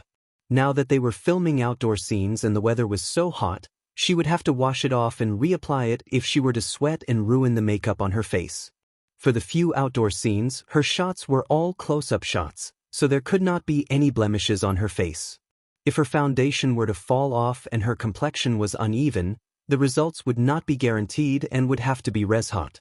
Hence, she kept fanning herself with the small air conditioner fan in one hand and the fan in the other. Xianxia looked up at her and saw that her face was red from the sun. Her heart ached and she pushed the fan to her. Look at you, you're so hot. Don't just blow at me, you might get a heat stroke. She was stunned for a moment and then felt touched. Sure, I realize that you're very gentle to me. Isn't this how it should be? How many celebrities are gentle to their assistants? She complained. You haven't seen it. Many celebrities hit and scold their assistants casually. They'll slap them if there's a disagreement. It's tiring to be an artist's assistant. But sure, you're so gentle and treat me so well. That exaggerated? Xianxia was speechless. Do you know Yan Bingqing? She lowered her voice and gossiped. Previously, an assistant accidentally guessed her skirt. In a fit of anger, she splashed hot tea on the assistant's face. That was freshly brewed tea, so it was very hot. That poor assistant's face immediately started to blister. Xianxia was dumbfounded. That ruthless? What do you think? She grinned. But I'm lucky to be with you. Everyone is envious of me. Xianxia suddenly laughed. But what are you laughing at? She glared at her, not knowing whether to laugh or cry. Xianxia voiced out her thoughts. Now that you mention it, it sounds like an ancient harem. Celebrities are like concubines while their assistants are like little maids. They scheme against each other and compete with each other. Interesting. She could not help but laugh along when she heard that. Ha, that's right. That's how it is in this industry. Xianxia's face broke into a smile, but her face turned icy cold all of a sudden. It was so cold that even his shoulders couldn't help but shiver. She turned her head in surprise and saw Xianxia standing beside her. He handed her an ice pack that was filled with cold air. Brother Xianxia, have you finished filming your scenes? She asked cheerfully. Xianxia used to be Qin Zhou's artist, and she used to be his assistant. Hence, she and Xianxia were considered close. Xianxia nodded, opened a can of ice water, and took a big gulp. He also had makeup on his face and wore sportswear, which was different from his usual image on the screen. At this moment, he was as young as a teenager of 14 or 15 years old. He had fair skin, pure and clear eyes, and a gentle scholarly temperament like jade, but he did not lose his vitality and sunshine. He was stunningly handsome. She was mesmerized by his handsome side profile as he drank the water. Her heart thumped wildly. Chapter 574. What's there to be envious of? Xianxia mumbled. You can act with Brother Xianxia. A handsome man and a beautiful woman are a perfect match. The scene will definitely be beautiful. Shi's heart clenched in excitement. Xianxia, however, smiled and said, All right, stop fooling around. As soon as she said that, the stage supervisor immediately rushed over to greet Xianxia. Xianxia, you have a scene next. Get ready. Okay, thank you. Xianxia nodded. She then tidied up her makeup in the mirror and got up to leave. She stayed on the spot, only to see Xianxia staring blankly at Xianxia's receding figure. There was a momentary daze on his handsome face as his gaze followed Xianxia's back view from beginning to end. His absent-mindedness, however, was keenly captured by her assistant. For a moment she was also a little dazed. To be honest, sometimes when watching the scenes between the two of them, it was really hard to tell if they were acting or not. Sometimes, no matter how exquisite and meticulous an actor's acting skills were, acting was still acting. If one followed the production team all year round, it was easy to tell if they were acting or not. However, after these few scenes, she sometimes had an illusion. She kept feeling that Xianxia was acting. Xianxia did not seem to be acting. This was because she could clearly see the surging emotions in his eyes when he looked at Xianxia. Love and love were intertwined. It was really hard to tell if he was acting or if it was real. Every inch of his gaze, every time they looked at each other, was filled with adoration. Even an experienced actor with superb acting skills would not be able to portray such a feeling. When it came to emotions, it was just acting. If it was real, it was real. Therefore, there were several scenes where Xianxia and Xianxia acted together in one take. Even the nitpicky Lin Fengtian did not find anything wrong with them. Yin Xiaochuan dared to love and hate, while Yin Dongyu dared not to express his deep love. This taboo and tangled emotional entanglement was performed perfectly by the two of them. It was simply carefree. Everyone was immersed in the drama. The crew members present were also secretly praising Xianxia for her outstanding acting skills and Xianxia for his exquisite emotions. Only she had a vague feeling that Xianxia was not acting. Could it be that he was too engrossed in the role and the fake became real? Was Xianxia interested in Xianxia? It was late at night. There was only one scene left between the male and female leads. The scene was set in a music classroom. According to the plot, this was the place where the male and female protagonists first collided. In the plot, there was no one in the school. Yin Xiaochuan pulled Yin Dongyu into the music classroom under the cover of the night and got him to teach her Chopin's Nocturne. Yin Dongyu taught her step by step. Yin Xiaochuan sat beside him and looked up at his side profile in a daze. Suddenly, she leaned forward and kissed the corner of his mouth. Yin Dongyu was startled and the piano music stopped abruptly. Yin Xiaochuan, on the other hand, could not suppress the budding feelings in her heart. She hugged his shoulders and pressed her lips against his. Their first kiss happened in this scene. It was almost one of the climaxes of the movie and was voted as the most anticipated scene by fans of the original novel. Lin Fengtian attached great importance to this scene. Originally, Mu Yaja had given an ultimatum to forbid Yun Shirshir from kissing and hugging scenes. Chapter 575. For the sake of the plot, the kissing scenes were all close-up shots. Every change in their expressions, Yin Dongyu's shock, and Yin Xiaochuan's nervousness, had to be vividly displayed through close-up shots. How could they film a double? Unless they found two people who looked exactly like them. Wouldn't that be too difficult? How could there be two identical leaves in the world? No matter how similar they were, a double was still a double. It was fine for the close-up shots, but it would not be able to fool the audience. Hence, Lin Fengtian took the risk and decided to act first and report later. For the time being, he would hide it from Mu Yaja and finish filming this scene first. Lin Fengtian's pursuit of acting had become an obsession. The set had already been set up. Yun Shirshir sat in front of the piano and gently tapped on the keys. Ding ding dong dong. A melodious sound of the zither flowed from her fingertips. She only played the right-hand part and did not add any chords. The beautiful melody, coupled with the quiet night, gave rise to a romantic atmosphere. Gu Xingzi stood behind her, sipping his coffee. Looking at her fingering, he suddenly said, "Your fingering isn't very professional." Yun Shirshir looked up at him and smiled faintly. "Yes. I learned the piano later on.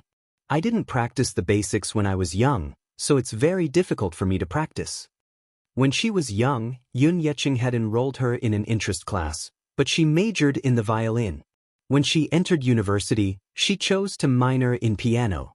Piano required a strong foundation and fingering, but these required a strong foundation from a young age. Hence, her piano playing could fool the average person, but to the professional Gu Xingzi, her standard could only be described as ordinary. Gu Xingzi sat down next to her and demonstrated the fingering technique. The fingering technique should be like this.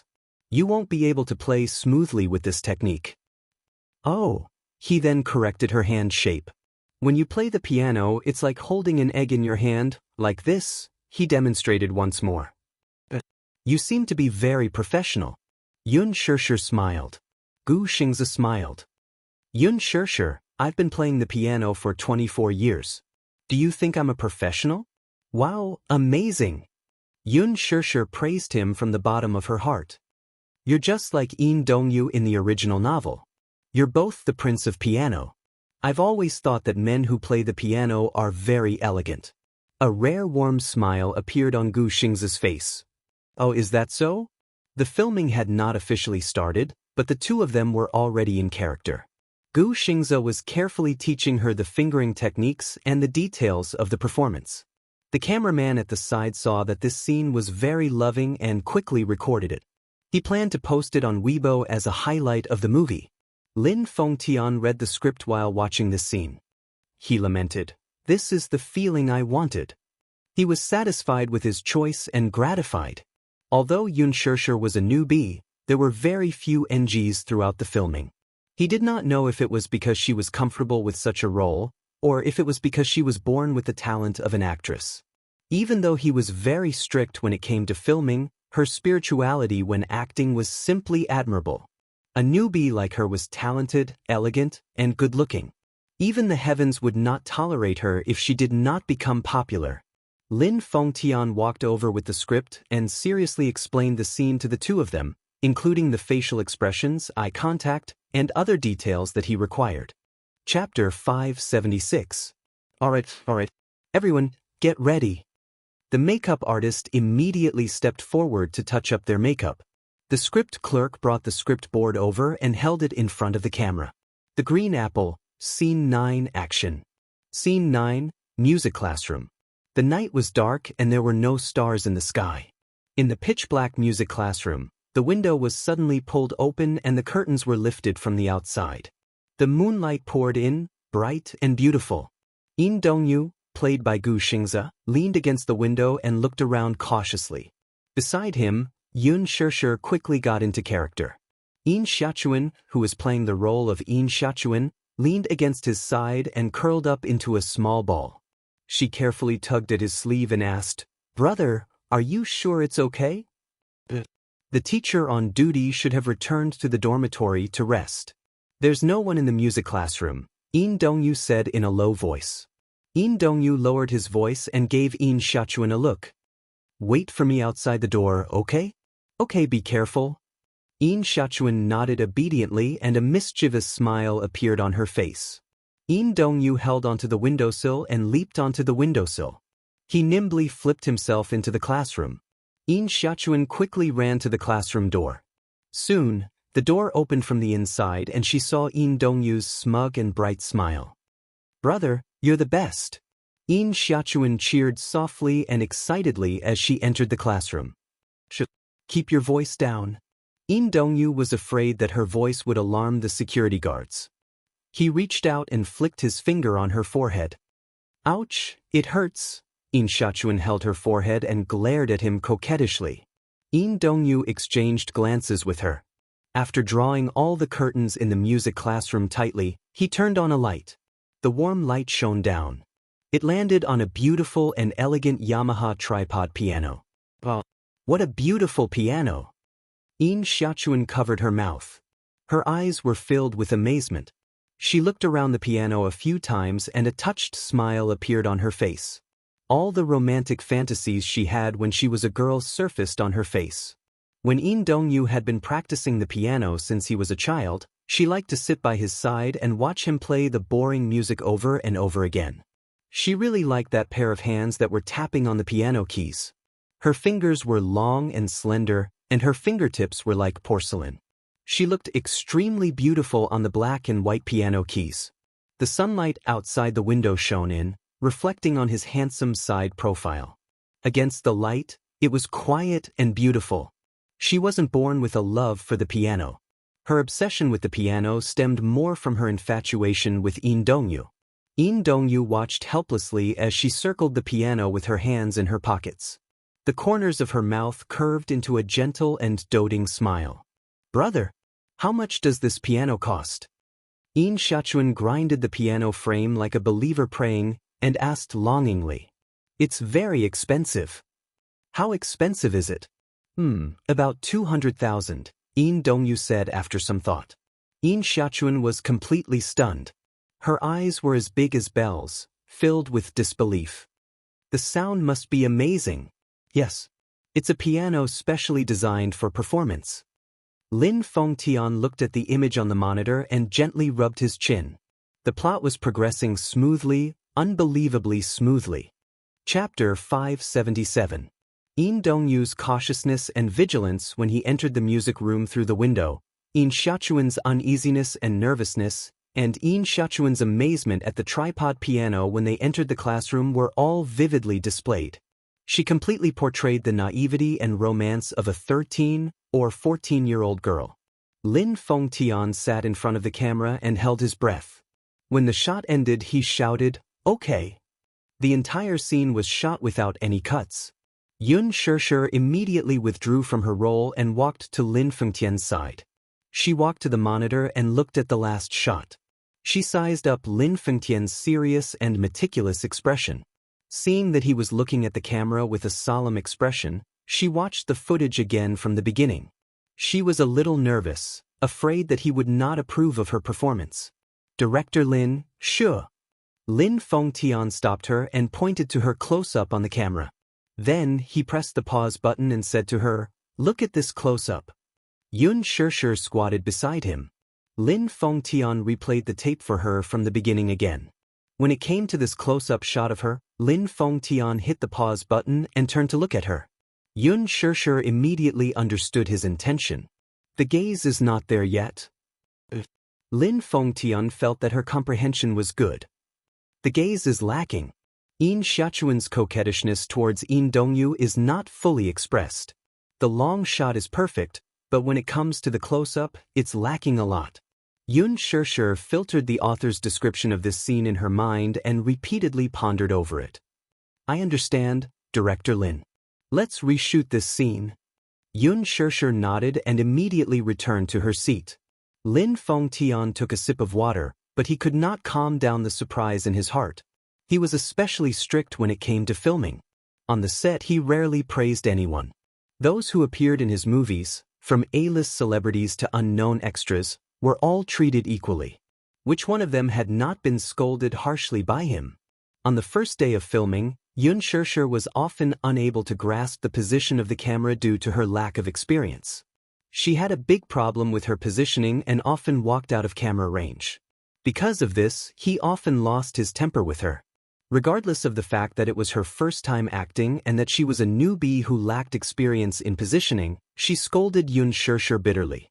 Many people rejoiced in his misfortune, especially Yan Bingqing and Yang Chang, who were secretly delighted. In the production team, Yun Shishir was ostracized for two reasons. Firstly, it was because she was the newbie that Huanyu was currently promoting. She was beautiful, young, and talented. Everyone knew that this newbie would definitely become popular. She just lacked an opportunity. And now, this movie was her opportunity. Everyone believed that as long as she was involved in this movie, it would not be a pipe dream for her to become an instant hit. This newbie was definitely going to be popular. Therefore, Yang Chang and Yan Bingqing were eyeing her covetously.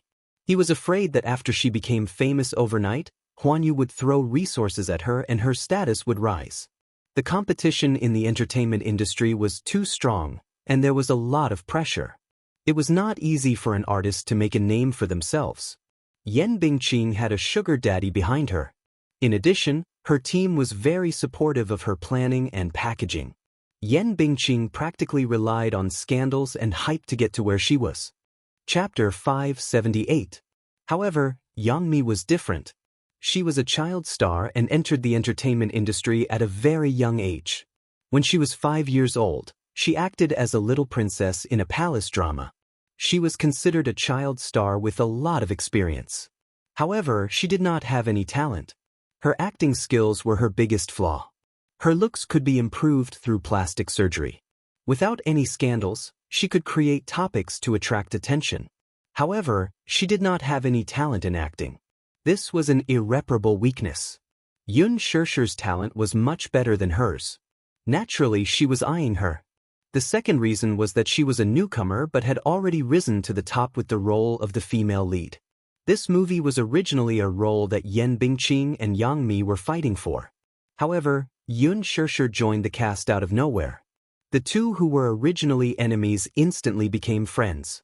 As the saying goes, the enemy of an enemy is a friend. Therefore, after Lin Fengtian criticized Yun Shishir, the two of them ran to her in groups to ridicule her.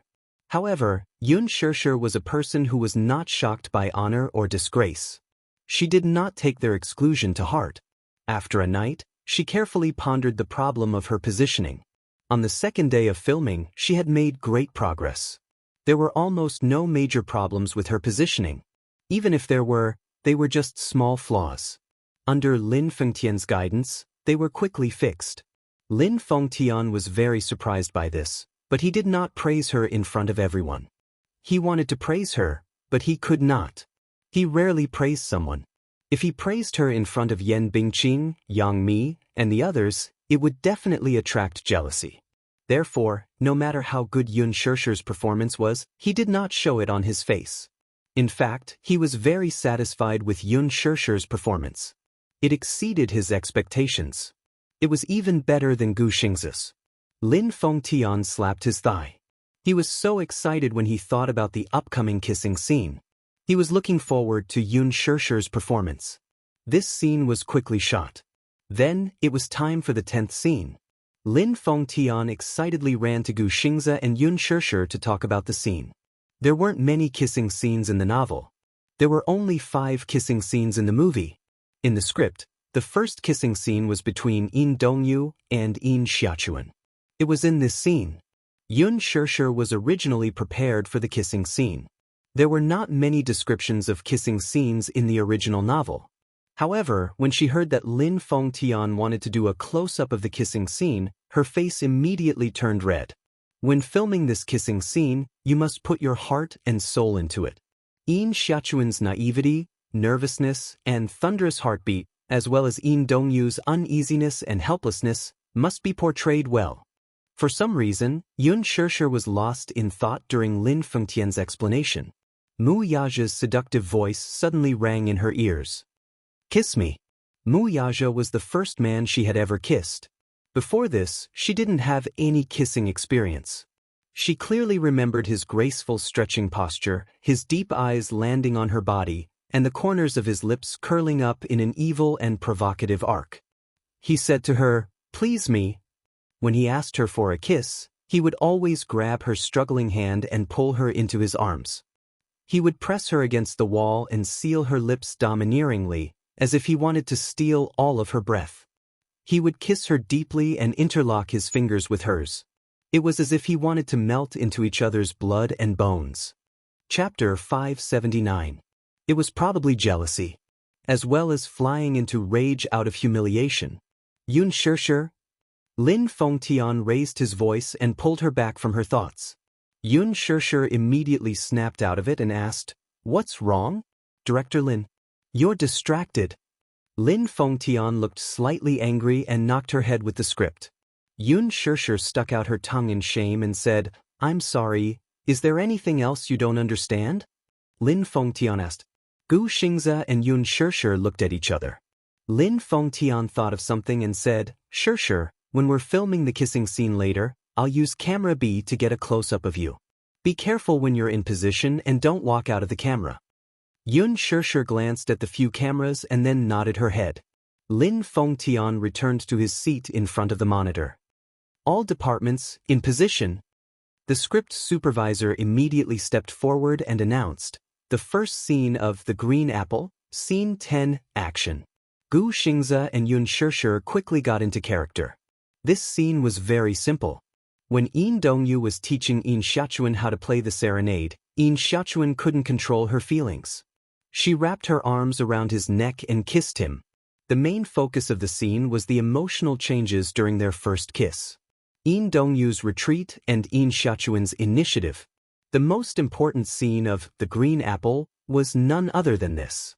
Yin Dongyu and Yin Xiaochuan were biological siblings, but they grew up together and were very close. Yin Xiaochuan had always been very dependent on Yin Dongyu and saw him as her world.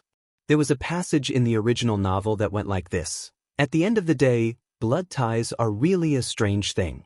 It could bind two people together tightly, and it was the most intimate bond. But it can also mercilessly separate them from each other and create an insurmountable gap. When I was young, I used to be glad that I had an elder brother who doted on me.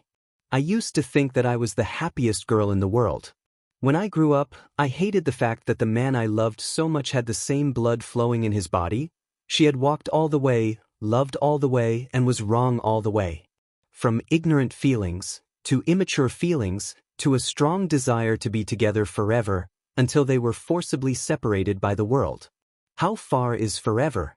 In a single thought, eternity was eternal. One wrong thought could lead to death at every step.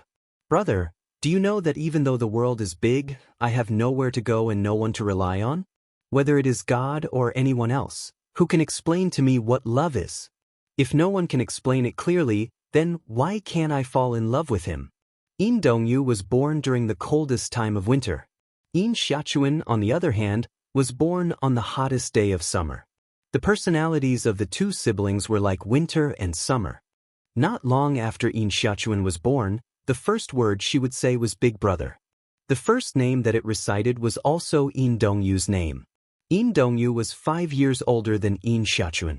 When they were young, their parents were busy with work and the family of 4 rarely spent time together.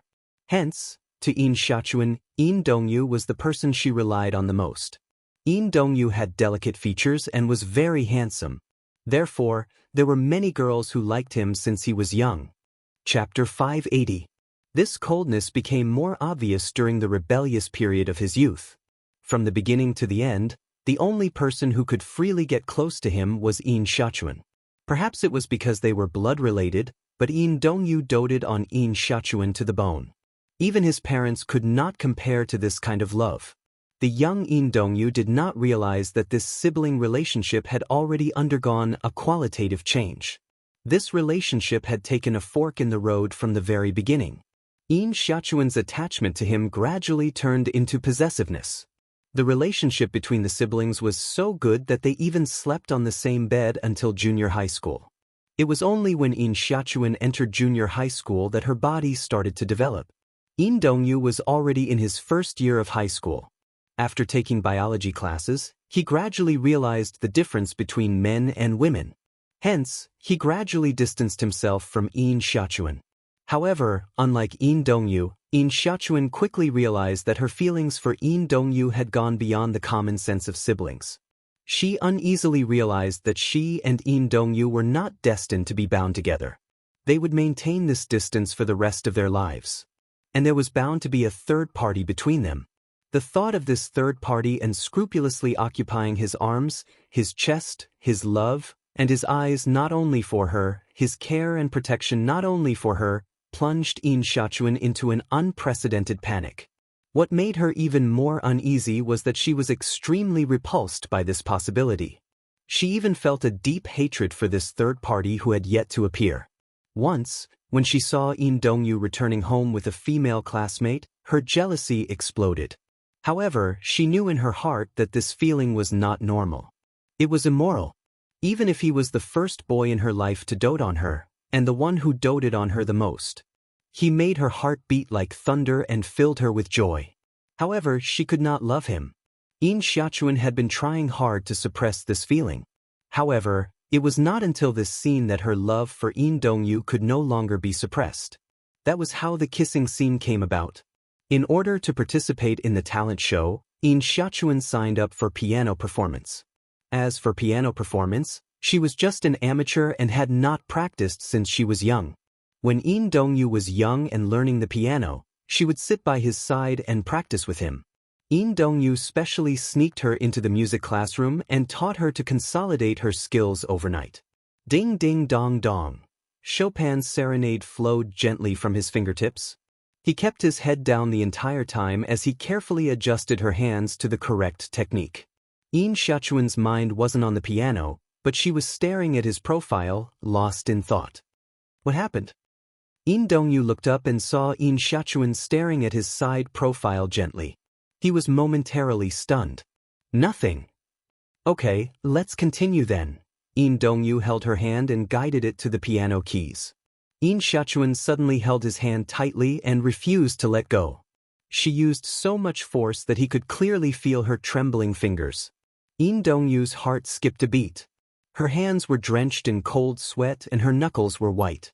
Brother, let's always be together, okay? Yin Xiaochuan looked straight at him, hesitated, and suddenly said in a pleading tone. Chapter 581. When Yin Xiaochuan saw his silence, it was as if a thorn had pierced her heart. She felt a little suffocated. Brother, I hate it when you're with other girls. Just like we promised when we were young, let's be together, okay? 100 years, a lifetime together. Yin Xiaochuan's face was filled with panic and helplessness at her childish, pleading words.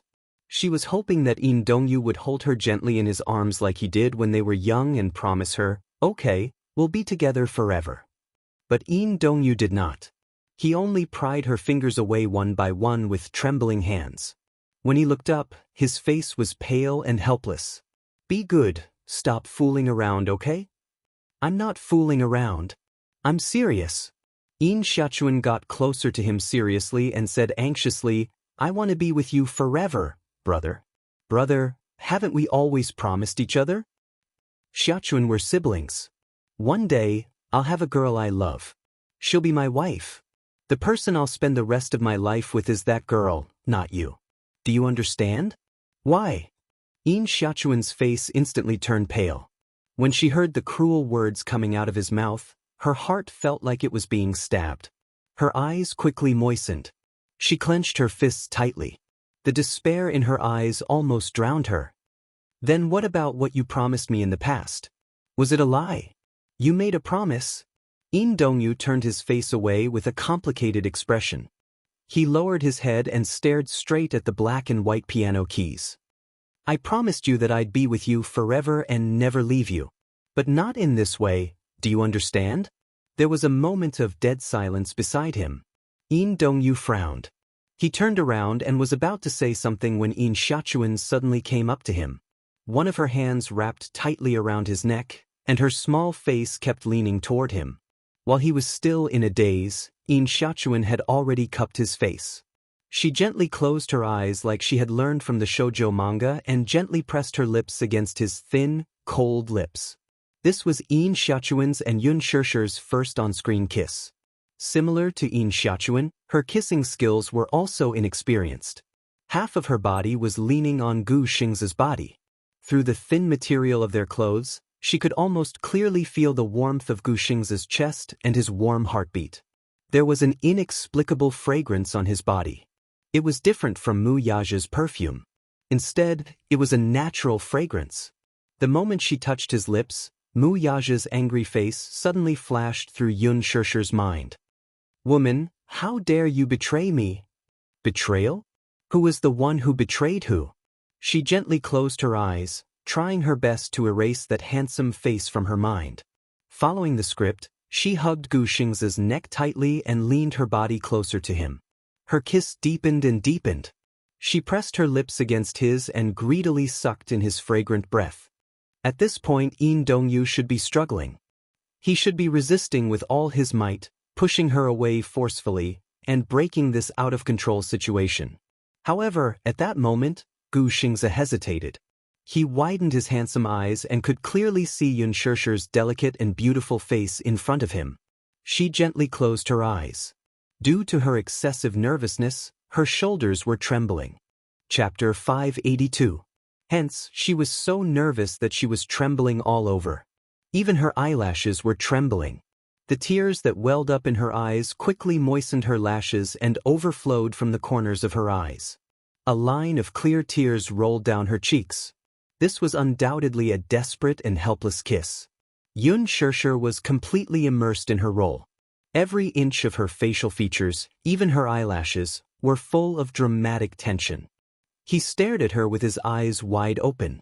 Even though he knew that she was acting and was fully immersed in her role, his heart still trembled violently because of this desperate kiss. His heart ached for her, and he felt a sense of reluctance and longing. Based on the character in the movie, he should have rejected and avoided the kiss. However, in his heart, it was difficult for him to push away Yun Shishir's kiss. Gu Xingze couldn't help but reach out his arms, trying to embrace this uneasy and desperate girl in front of him. The assistant director, who was sitting beside the monitor, suddenly stood up with an ugly expression. Gu Xingze was out of control. According to the script, his next move was to push her away violently. Instead of hugging her, he was about to interrupt when Lin Fengtian suddenly tugged at his sleeve and pulled him back to his seat. Director Lin? He lowered his voice, obviously puzzled. Shoo, don't speak. Director Lin was obviously surprised by the unexpected development of the plot. Even though there were some issues with the plot, due to a freak combination of factors, Lin Fengtian was surprised by the superstar's performance. This is the feeling I want. In Dongyu also yearned for this kiss. He also loved In Xiaochuan, but unlike In Xiaochuan, who dared to love and hate, he was rational and would not allow himself to do anything immoral. Hence, when he found out that he had such strange feelings for In Xiaochuan, he immediately cut them off. He even went home with his female companions and kept a distance from In Xiaochuan. But even so, how could he not yearn for this kiss in his heart? It was this kind of contradictory handling that reflected the struggle in Dongyu's heart. The struggle between ethics and feelings. Feelings were uncontrollable, weren't they? This way, the character could be portrayed more realistically and realistically. Zoom in and get a close-up of In Dongyu. Lin Fengtian added another camera. Originally, there was only a close-up of In Xiaochuan.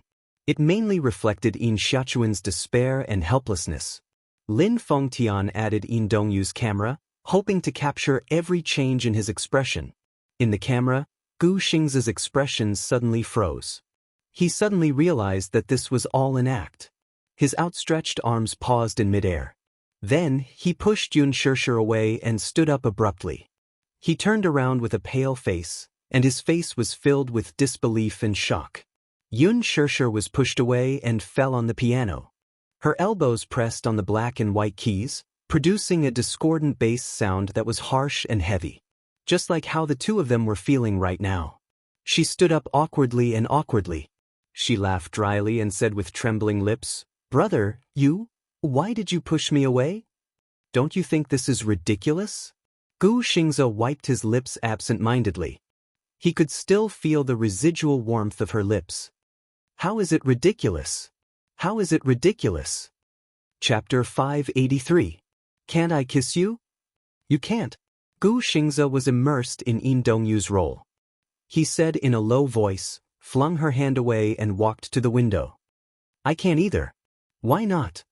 Yin Xiaochuan stared at his back view with tears in her eyes. I like you and you like me. Isn't that enough? She screamed the last sentence, almost breaking her voice. Lin Fengtian, who was sitting in front of the monitor, was so agitated that he was trembling. It's so exciting, the tension is so strong. Oh my God. This Yun Shirshir was really extraordinary. He hadn't misjudged her. On the screen, Yin Dongyu suddenly turned around and grabbed Yin Xiaochuan's shoulders tightly. His eyes were bloodshot and he said crazily, You're my sister and I'm your brother. Do you understand? Why can't we? We shouldn't be together. Do you understand? Why can't we be together? The young and ignorant Yin Xiaochuan didn't understand. She persisted, I can't live without my brother. We have the same blood flowing in our bodies. We're siblings. If we're together, it's incest. It's incest. Do you understand? Yin Dongyu stared straight at her, trying to wake her up. She suddenly laughed miserably. She grabbed his wrist and placed their wrists together. Is this the reason? Yin Xiaochuan stared at him with tears in her eyes. If this is the reason, then I'll cut it open with a knife and let the blood in my body drain out. Then will it be enough? Shut up. Are you an idiot? Or are you threatening me? Yin Dongyu covered her lips tightly, his heart thumping in fear at her angry words. Yin Xiaochuan suddenly broke down and threw herself into his arms. She cried weakly and helplessly, But I don't want you to be with another girl. My heart will ache, my heart will ache. Brother, I like you. This is something that can't be helped. It would be great if it could be controlled. But there's no way to control it. Yin Dongyu seemed to have lost all his strength. His arms hung limply by his side as he kept muttering, We shouldn't be together. This can't happen. Brother. Yin Xiaochuan couldn't stop her tears from flowing down her cheeks and into the corner of her lips. She opened her mouth several times, wanting to say something, but stopped herself. Yin Dongyu's heart ached as he hugged her. His brows were filled with heartache and conflict. There was also a hidden pain in his eyes, but he could not help it. This scene should have ended with this hug. However, Lin Fengtian did not shout, okay, or cut, for a long time. The entire set fell into a dead silence. Without the director's orders, Yun Shirshir didn't know how to proceed. Why hadn't Lin Fengtian given any orders when the scene had ended? Gu Xingzi raised his head, but he was stunned. Yun Shirshir also noticed his absent-mindedness and could not help but feel suspicious. She quietly turned her head and looked at Lin Fengtian, who was sitting in front of the monitor. She saw Lin Fengtian standing up straight, looking somewhat flustered and at a loss. He looked at the door with an ugly expression and his body stiffened. Yun Shirshir was confused for a moment. She couldn't help but follow his line of sight and turned slightly to look at the door of the music room. The door was wide open. The night outside the window was dead and dark. Chapter 584. The man was dressed in a black shirt, as if he wanted to blend into the deep night. His entire body was emitting a terrifying and sharp aura. His entire body was covered in a thick dark haze, almost causing everyone present to be unable to breathe. Muyaje, Yun Shirshir was stunned. Immediately after, the dark panic almost made her sink into a swamp, almost suffocating her.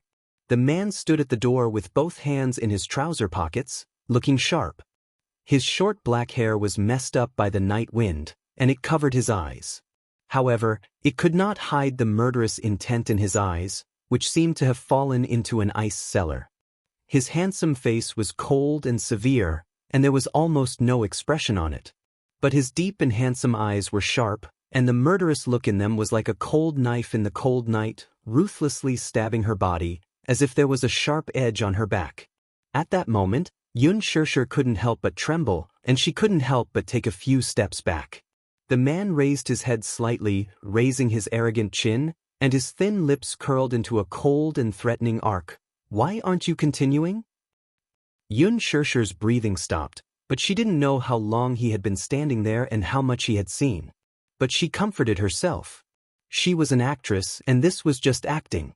Why did she have to feel guilty? Acting shouldn't be taken seriously, right? Moreover, he was the one who betrayed her first, wasn't he? Didn't he also have an ambiguous relationship with Mu Wanru? His good fiancée even ran in front of him to show off her prowess. But at this moment, what was he? Was he angry? She wasn't angry yet. Shouldn't he be the one who should reflect on himself? Why was he looking at her like that, as if she had done something wrong? But even if she thought so, under the man's cold gaze, these seemingly righteous reasons were no longer valid. It was as if in the end, she was the one who had committed the most heinous crime. Her whole body stiffened, as if there was endless cold air rising from the soles of her feet. It was very exciting.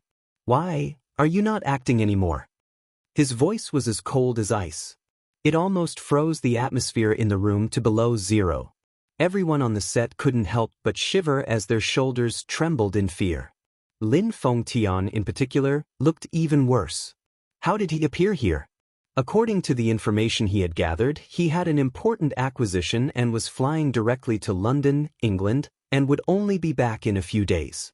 Mu Yaja stepped into the silent night and slowly walked in. He stepped forward and she stepped back. He closed in step by step, and she retreated step by step. Mu Yaja's face was as cold as ice. It was frighteningly unfamiliar. Seeing that she was trying to hide behind Gu Xingze, he was so angry that he laughed. His black eyes flashed with blood-red laughter. "Come here." Although his voice sounded casual, every word he said was filled with a chilling intent. He ordered her to go over, but Xianxia's feet seemed to be frozen by the cold air, as if they had taken root. She did not move for a long time.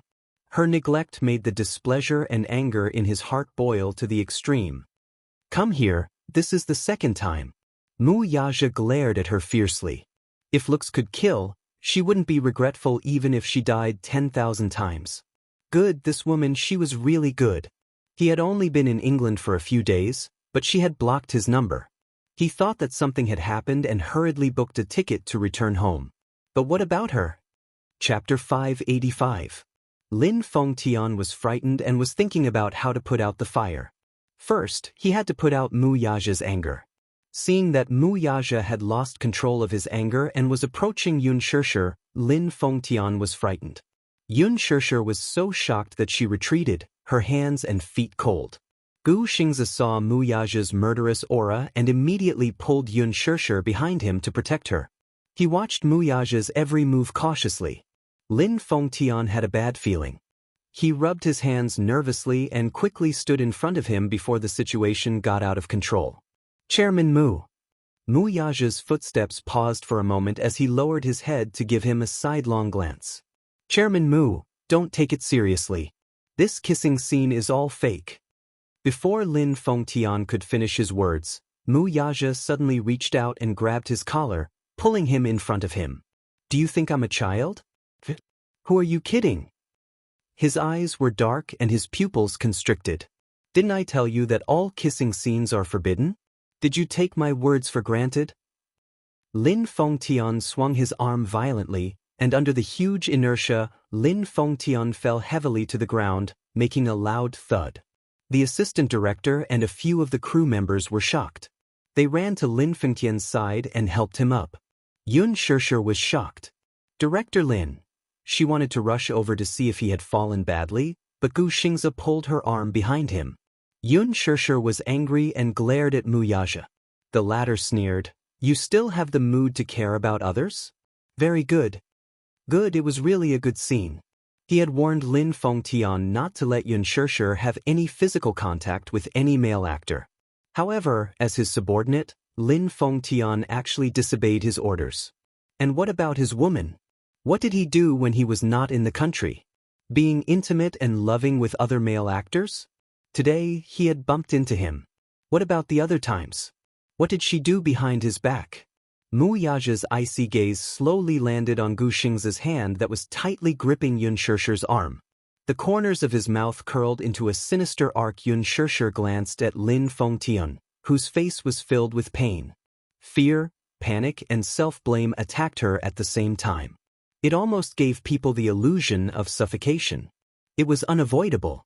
She had a clear conscience. Kissing scenes were just a normal part of filming. Everything she did was according to the script. Other than that, she maintained a perfect distance from Gu Xingzi. She should have had a clear conscience. Yun Shishir gritted her teeth and said angrily, "Mu Yaja, what are you doing? What's the point of venting your anger on others?" Mu Yaja's pupils constricted, revealing a cold glint. "You also know that I'm very angry now?" Yun Shishir glared at him, her breathing rapid. He said again, "Come over here. I'll give you 3 seconds. So be it. She didn't do anything wrong, did she?" She sucked in a deep breath of cold air and took a small step forward. However, she was stopped by Gu Xingzi. Sure, don't go over there." Gu Xingzi, on the other hand, was not afraid of Mu Yaja. He lifted his chin and met his cold gaze. "Mu Yaja, so this is how you force Shishir?"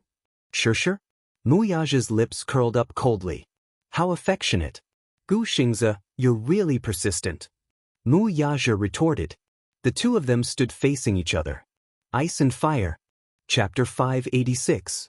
The invisible collision of auras spread to every corner of the set. It was as if countless sharp blades were colliding in midair.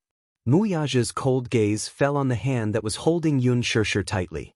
He said in a cold voice, "Take your hand away from her." Gu Xingzi met his gaze expressionlessly. He was not afraid of his threat at all. Instead, he held Yun Shishir's hand even more tightly and intertwined his fingers with hers. Yun Shishir looked at Mu Yaja's increasingly cold face. She struggled slightly and wanted to break free from his grip. Gu Xingzi held her tightly and turned his head. He said softly, "I'm here. Don't be afraid." His consolation did not calm her down at all. Undoubtedly, his protection would only anger Mu Yaja even more. She did not want to anger this man, let alone hurt the innocent. Lin Fengtian stood up with his hands on his shoulders and looked at the smoke-filled battle. He glanced at the angry Mu Yaja and saw that his muscles were tense. He suddenly understood. Could it be that Yun Shishir was his woman? So, he banned Yun Shishir from filming any kissing scenes in the set, and even from having intimate contact with anyone of the opposite sex? Was it because of his possessiveness towards this woman? Then, what was going on with Gu Xingzi? Why was he at odds with Mu Yaja? What was he thinking? Lin Fengtian suddenly felt a headache coming on. The situation that had gone out of control was definitely not what he had expected. Let go of her. Mu Yaja gave an ultimatum. Obviously, his anger had reached its limit. This Gu Xingzi, who did he think he was? How dare he fight with him? Yun Shishir's body trembled from the immense fear she felt. Gu Xingzi sensed her trembling fingertips and felt the cold temperature of her hand. He held it tightly and did not let go. Instead, he protected her behind him even more. Very good. Mu Yaja's lips curled into a bloodthirsty smile as he strode towards them. Lin Fengtian saw that things were about to get out of hand. He was afraid that things would get out of hand. He immediately gritted his teeth and tried to stop Mu Yaja. Mu Yaja did not even bother to look at him. In his fury, he kicked him to the side without even looking at him. Lin Fengtian hit the prop box and felt dizzy. Yun Shishir's face instantly turned pale. Just as she was about to stop him, she saw Mu Yaja walked towards Gu Xingzi. "Mu Yaja, don't." Yun Shishir screamed, but Gu Xingzi quickly pushed her aside. She lost her balance and hit the wall. When she came back to her senses, she saw that Mu Yaja had already grabbed Gu Xingza's collar with a murderous look and was swinging a fist towards his face. As Gu Xingza was distracted, he was caught off guard and received a solid punch. His entire face was turned to the side, and a bloody gash appeared at the corner of his lips, from which a trickle of blood seeped out. Yun Shirshir was scared out of her wits. She wanted to go forward and stop him, but she was pulled aside by the field reporter behind her. "Shirshir, don't go over. It's too dangerous." The two men fought because they were angry and did not know how to control their strength. If he accidentally hurt her, her bones would probably be shattered with a single punch. Gu Xingza slowly straightened his body. He touched his lips with his long fingers and the tip of his tongue tasted blood. There was no doubt that Mu Yaja's punch was not to be trifled with. Chapter 587. After receiving 10 years of special training, his punches and kicks did not have any special moves, but they contained a terrifying amount of power, and every move was fatal. However, Gu Xingza was not a simple character. Although he often played the role of a gentle and elegant person on the screen, he had the blood of the Gu family, the #1 mafia family in the capital, behind him. Naturally, he also had some skills. Gu Xingza looked up coldly, and his face was immediately covered with a layer of coldness. He unbuttoned his shirt with one hand, and at the speed of lightning, he raised his leg in the air and sent a powerful flying kick towards Mu Yaja's face. Mu Yaja dodged nimbly and grabbed the long leg that was flying towards him.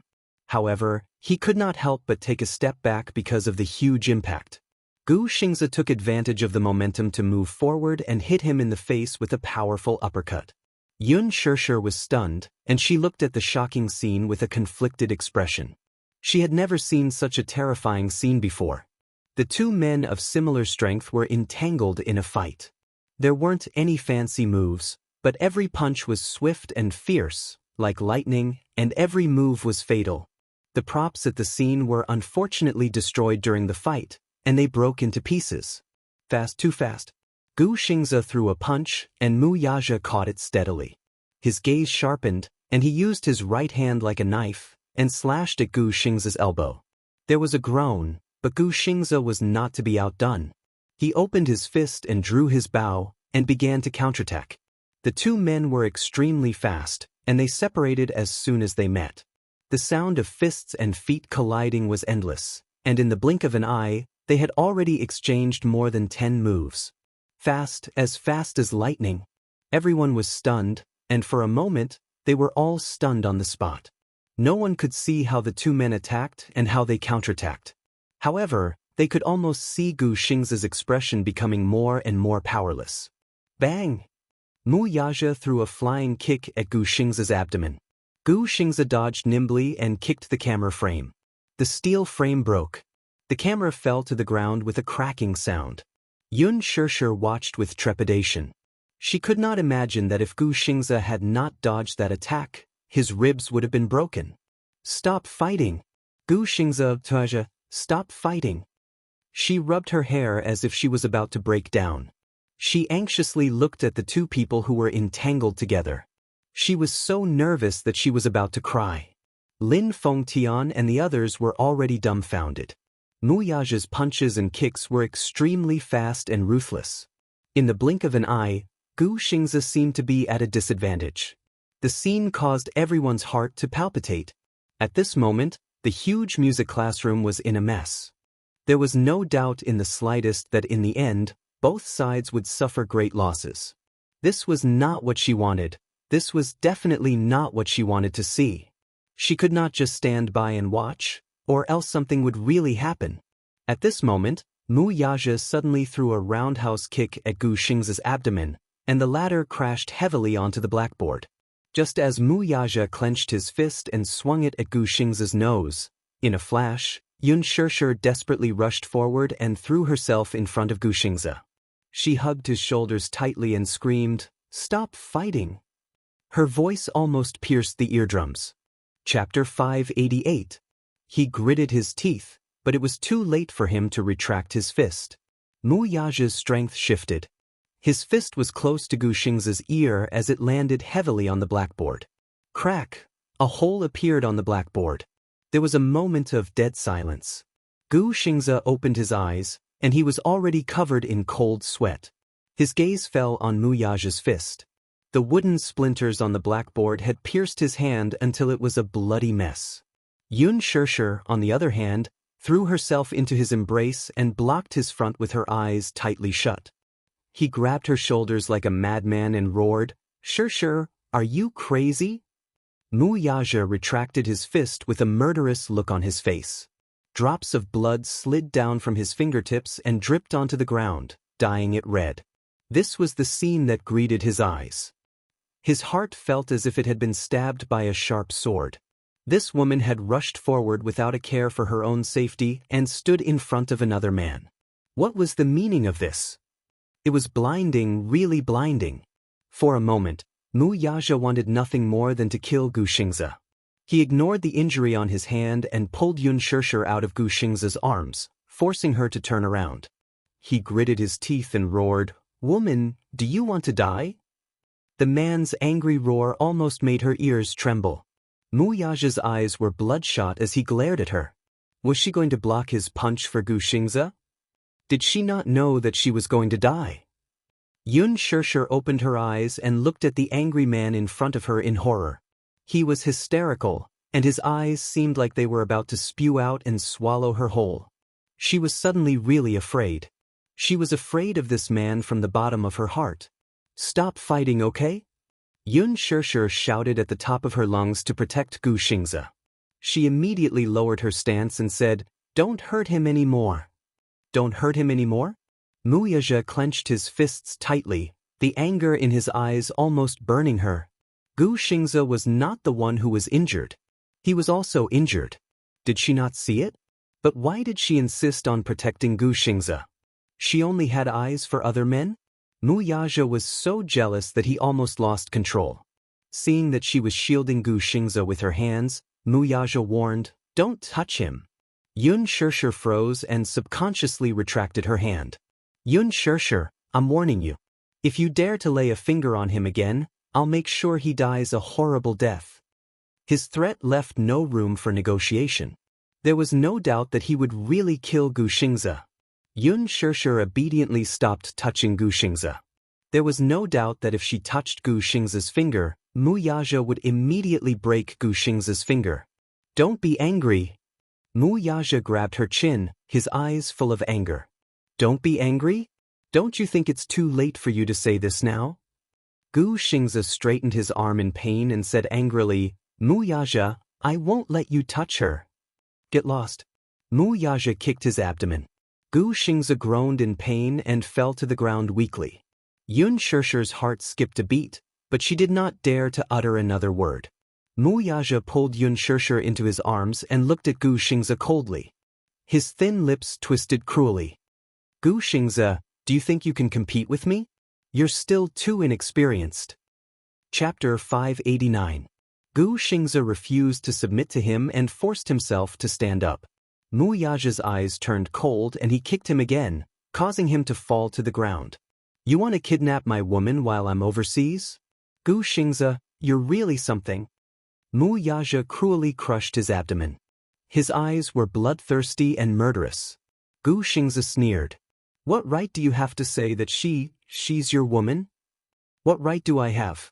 Mu Yaja suddenly lowered his head and looked at Yun Shirshir. He grabbed her chin and said in a charming and bewitching voice, "Tell him, whose woman are you, Yun Shirshir's red lips trembled. Her eyes fell on Mu Yaja's face in shock. She suddenly felt that this man was so unfamiliar that it was scary. Her every second of hesitation was undoubtedly angering him. "Tell him." He tightened his grip on her shoulders so hard that it hurt her. Gu Xingze looked at Yun Shirshir, who was so frightened that she did not dare to move. His heart ached and he shouted crazily, "Mu Yaja, you have no right to touch her. Let go. Let go of her. What right do you have to force her?" "Shut up." Mu Yaja grabbed his collar and sneered, "Right?" He leaned close to Gu Xingze's ear expressionlessly and said in a cold voice, "I'm her only man. Is this enough?" Gu Xingze's face turned pale instantly. "Shameless. You overestimate yourself. Mu Yaja suddenly let go of him. Yun Shirshir looked at the blood at the corner of Gu Xingza's lips and the bruises on his arms. It was a shocking sight. She suddenly hugged Mu Yaja's waist tightly and said with trembling lips, Mu Yaja lowered his head and stared at her. Her consciousness suddenly dissipated, and her eyes lost focus as she collapsed. I'm your woman, isn't that enough? Is that enough? Don't be angry. I'll listen to you. Is that okay? If there's anything, just come at her. Don't hurt anyone else. It was all her fault. Don't hurt anyone anymore. She was scared. Gu Xingza stared at her pale face. He was so distressed that he could not speak. Shirshir, enough, don't say any more. She bit her lip and looked at him. Please don't say any more, she cried out. Don't beg him. Mu Yaja grabbed her wrist tightly. Yun Shirshir gritted her teeth in pain, almost suffocating. Gu Xingza looked at her forbearing expression, but the pain in his body intensified. Mu Yaja pulled Yun Shirshir into his arms and turned around to leave with her in his arms. Lin Fengtian looked at the man's back view as he left. His heart was in a mess for Yun Shirshir. Just as he was about to go forward, he saw Gu Xingza struggling to stand up and catch up with them. He slapped his thigh and chased after them. At the entrance, rows of black cars were parked at the intersection. Yun Shirshir's injuries were almost carried by him all the way to the sports car at the front. His steps were extremely fast, and his long legs were wide. She let him hug her pathetically and did not dare to struggle at all. She could clearly feel the anger that he was constantly suppressing. His eyes were bloodshot, and his handsome face was as tense as ice. This man was obviously very, very angry now. She did not even know what kind of fate awaited her next. Mu Yaja. The man stopped in his tracks, but he did not turn around. He only turned his face slightly and looked at her coldly. Chapter 590. Mu Yaja turned around slowly. Gu Xingza stood at the door, but he did not come over.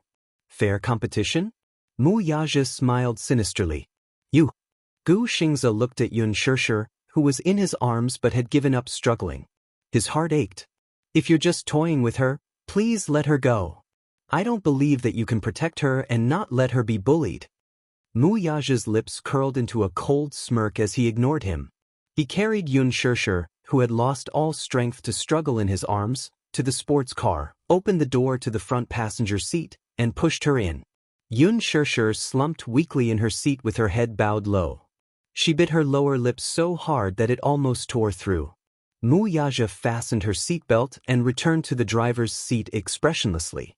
He stepped on the accelerator and the sports car roared as it sped away. Gu Xingza's breathing quickened as he watched the car disappear into the distance. His body went limp and he fell to his knees. How hateful! If he had not given up the position of the head of the Gu family, he would have had the ability to compete with him now. How could he lose to this man? Mu Yaja! Damn it! Lin Fengtian, who had just arrived, was shocked. He immediately ordered, "Someone, call a car." Xingza, are you okay? The convertible sports car sped along. Along the way, it ran more than 10 red lights and did not stop. The car sped out of the city and onto the winding mountain road in the suburbs. Mu Yaja stepped on the accelerator and held the steering wheel tightly. He drifted around the corner and the car was going too fast. Yun Shirshir's breathing stiffened as she looked at the rapidly rising tachometer. Her heartbeat quickened. No matter how hard she tried to suppress it, she almost screamed when he accelerated around the corners. She could even see the sparks from the friction between the car and the fence from the rearview mirror.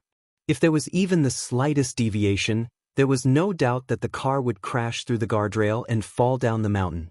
The man was on the verge of losing control of his emotions. Mu Yaja, are you crazy? Her screams quickly drifted away in the wind. Shut up. Mu Yaja stared straight ahead, his entire being emitting a cold aura. That taut, handsome face, those deep and cold eyes, constantly reminded her just how angry he was at this moment. The wind was howling on the mountain road. Due to the speed of the car, the wind was so strong that it hurt her cheeks as if they were being cut by a knife. The wind kept flowing into her nose, as if someone was ruthlessly choking her. It was almost suffocating. The speed of the car was so fast that the cliffs that flashed past outside the car were dazzling. Looking from afar, the neon lights of the mortal world were still thousands of miles away. The speed limit sign flashed in front of his eyes and was quickly left far behind. Below the guardrail was a cliff with no end in sight. If the car fell from here, it would definitely be smashed into smithereens. Is he crazy? Yun Xianxia turned her head and looked at him in panic. She was almost scared out of her wits by the terrifying speed of the car. 180 kilometers, 190 kilometers. Gosh, they were on a mountain road. The 30 speed limit sign kept reminding her of how dangerous the situation was. That's enough. Are you crazy? If this goes on, something will happen. Chapter 591. Wuxia did not even look at her as he looked straight ahead. At a bend, he suddenly turned the steering wheel and pulled the handbrake. The thick tires created a huge friction with the ground, causing smoke to rise. Due to the intense friction, the smell of burnt rubber filled her nostrils. Cough, cough. She looked at the rearview mirror and saw the whites of the eyes floating behind the car. Her heart trembled with fear as she thought that the car was going to catch fire. Stop, stop. Are you worried about me? Wuxia asked her persistently. He did not stop there. Instead, he stepped on the accelerator even more unscrupulously and increased the speed of the car by another gear. It was so fast that her ears were about to go deaf. Stop. I beg you. Yun Xianxia's body stiffened as she broke out in cold sweat. After a few drifts, her face was even paler than before. She clutched the seatbelt tightly and shut her eyes tightly. She did not dare to open them at all. Tell me, are you worried about me? Wuxia's face was tense as he forced her to answer him. The next drift made a loud and ear-piercing sound of friction. The car drove straight to the end of the cliff and was about to crash down the cliff. I'm worried about you. Enough. Stop. Yun Xianxia screamed at the top of her lungs. Wuxia stepped on the brakes expressionlessly. The car crashed into the fence and came to a stop in time with a sudden brake. The sports car swayed heavily. Yun Xianxia opened her eyes in fear, but all she saw was a mountain scenery in front of her. From the corner of her eyes, she saw that the car was almost lying at the end of the cliff. Half of the front of the car was almost hanging above the cliff. If she looked down, she would be in the air. If she had not braked in time, the sports car would have crashed into the fence and crashed down. What was this? Was he trying to scare her? Was he trying to scare her by speeding so crazily? Yun Xianxia covered her face with her pale white face. Her breathing was rapid and she was on the verge of breaking down. Wuxia, I hate you. She covered her eyes with her hands and tried her best to suppress her emotions. She did not want to reveal her most vulnerable side to this man. Wuxia unbuckled his seatbelt and pulled her in front of him. He fiercely ordered, I order you to take back your words. Yun Xianxia's eyes widened in shock as she stared at him in disbelief. Sometimes, this man's heartlessness was chilling. Yun Xianxia, I advise you not to try to anger me. Wuxia looked down at her terrified face and said coldly, Take back what you just said. But I'll take it back. Yun Xianxia's voice was hoarse as she sobbed. His cold gaze suddenly landed on her delicate pink lips, and his eyes narrowed dangerously. The kissing scene just now seemed to appear in front of his eyes. That scene was like a needle stabbing into his heart, causing him to be filled with rage that he had nowhere to vent. Yun Xianxia swallowed hard and carefully moved away. Wuxia, however, reached out and pulled her into his embrace. Lifting her chin with his hand, he stared coldly at her face as his slender fingers rubbed against her lips repeatedly. It seemed like he was using force to wipe away some marks on it. It was so strong that Yun Xianxia's lips turned pale. He kissed here? Yun Xianxia was stunned. Her pink lips trembled as she slowly nodded her head. He rubbed his fingertips hard, trying to wipe away any breath that Gu Xingzi had left on her lips. It seemed like it wasn't thorough enough. Chapter 592. He suddenly lowered his head and covered her lips with his thin lips. His tongue traced the outline of her lips as he seriously and carefully licked her lips. Then, he bit down hard and pressed his lips against hers. But, you seem to like him a lot? Yun Shishir shook her head hurriedly. She had never had any thoughts about Gu Xingze. Mu Yaja sneered sinisterly and bit down hard on the corner of her lips. Yun Shishir was in so much pain that she wanted to dodge backward, but he pressed her down with his arm and pressed her even closer to him. Then don't let him touch you. His lips were gloomy and there was a strong sense of gloominess.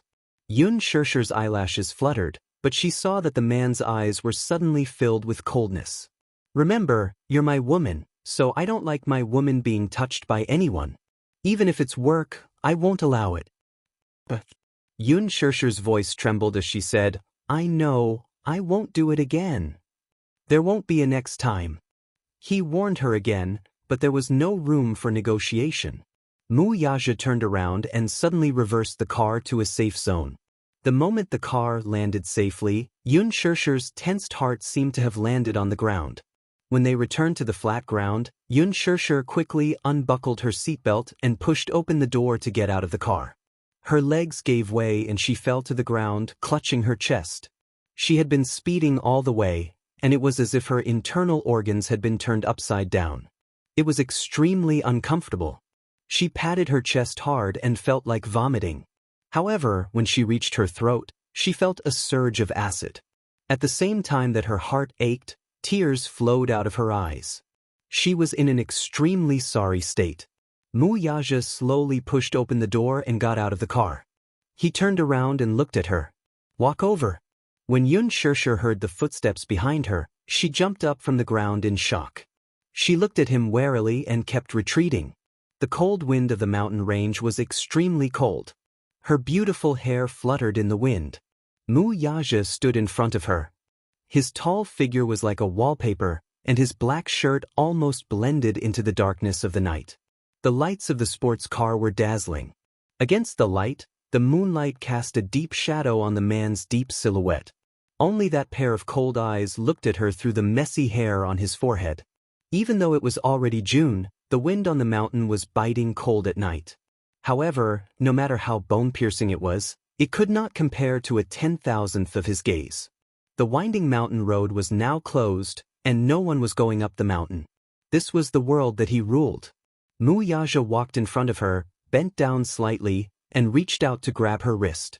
But because of the fear in her subconscious, the moment his cold fingertips touched her skin, Yun Shishir abruptly avoided his actions and waved his hand away.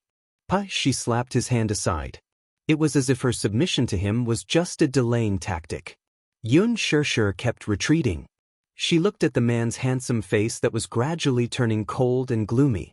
When she thought of his bad behavior and recalled the arrogant words that Mu Wanru had said to her, her heart was pierced fiercely. At the same time, she also had a deep hatred for him. Mu Yaja's face instantly turned cold.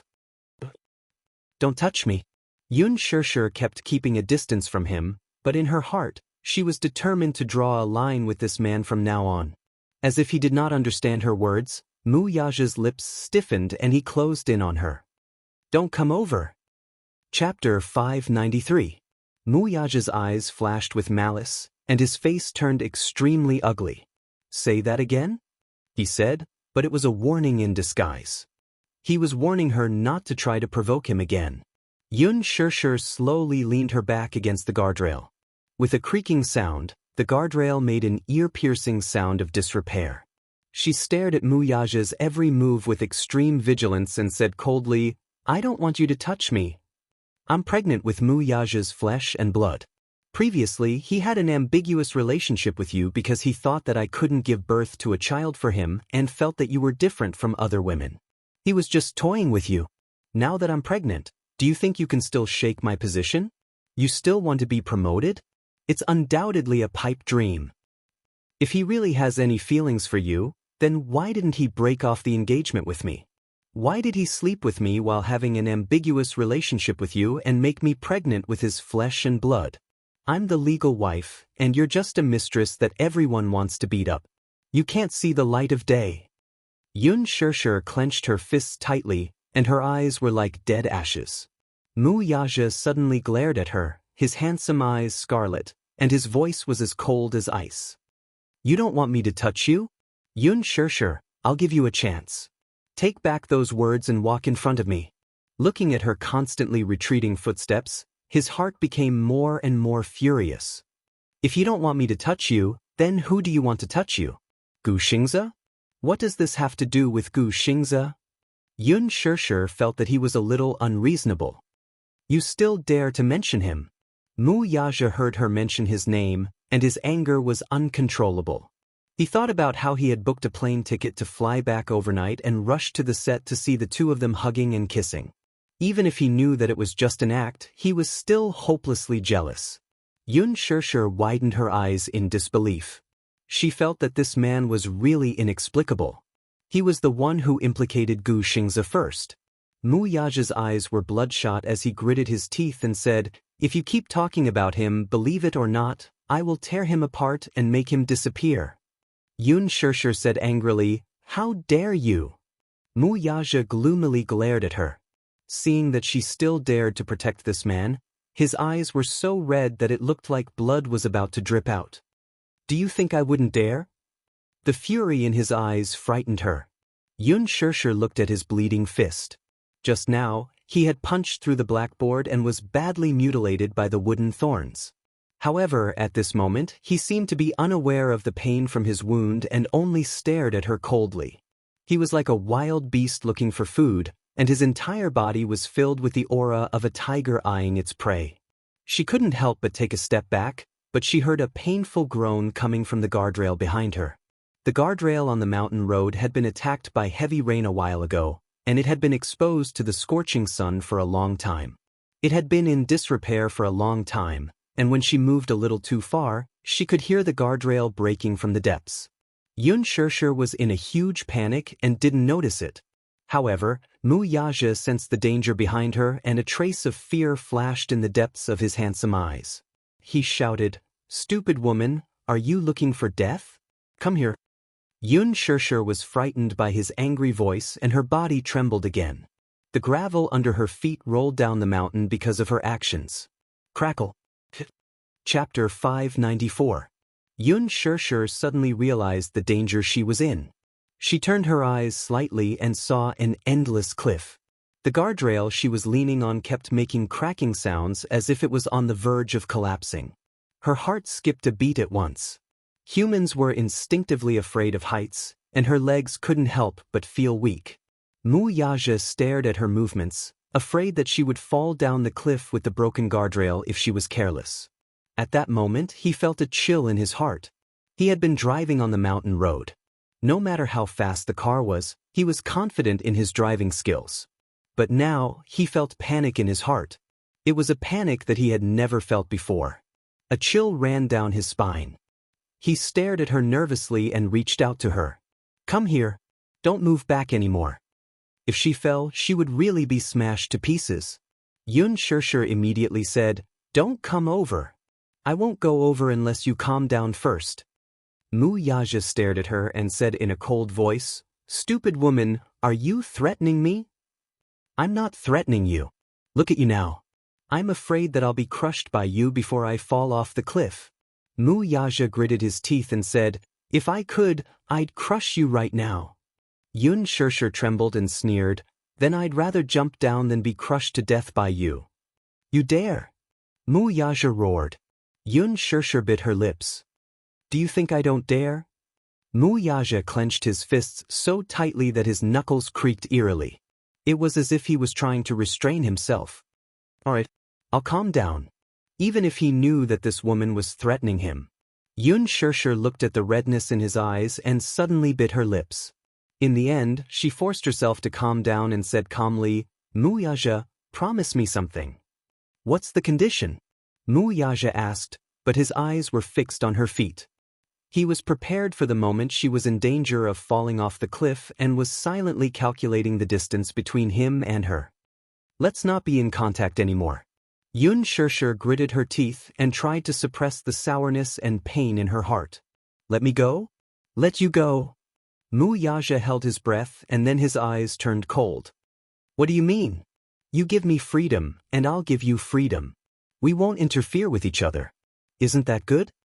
Yun Shishir smiled bitterly. "Let me go." His possessiveness, dominance, and dominance were almost suffocating, and he could not give her a sense of security. Perhaps relationships were tiring to begin with. She didn't want to bear it anymore. Mu Yaja stared at her without blinking. Reason? There's no reason. I just hate you. Yun Shirshir said calmly.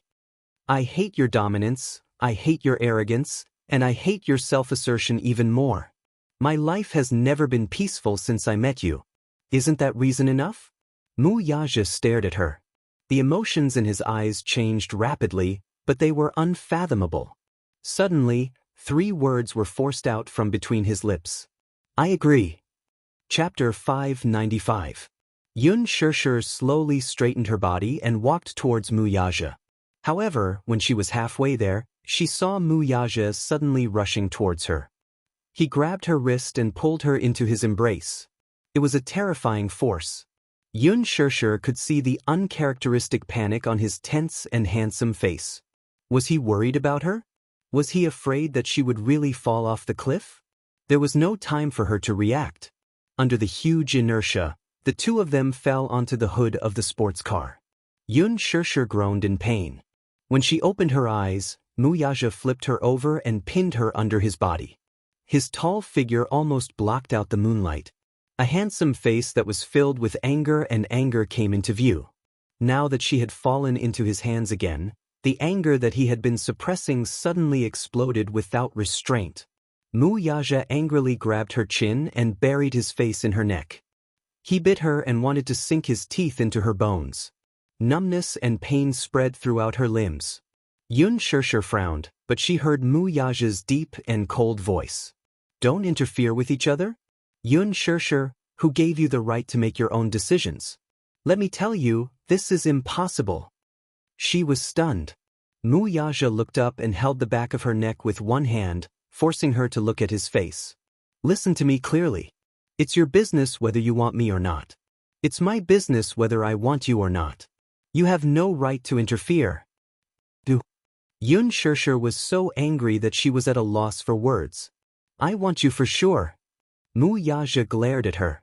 Don't tell me that you and I belong in 2 different worlds. Yun Shirshir, listen carefully. I, Yaja, am your world. Do you understand? She wanted him to let her off. Not in this lifetime. At this moment, the vicious aura on his body was extraordinary.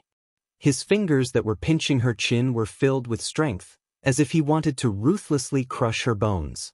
Not allowing her to escape, he stared into her eyes. Now, it's your turn to answer my question. Mu Yaja asked coldly, where else did he touch you? Yun Shirshir was stunned. What? His gaze fell on her lips, and his fingertips rubbed against them repeatedly.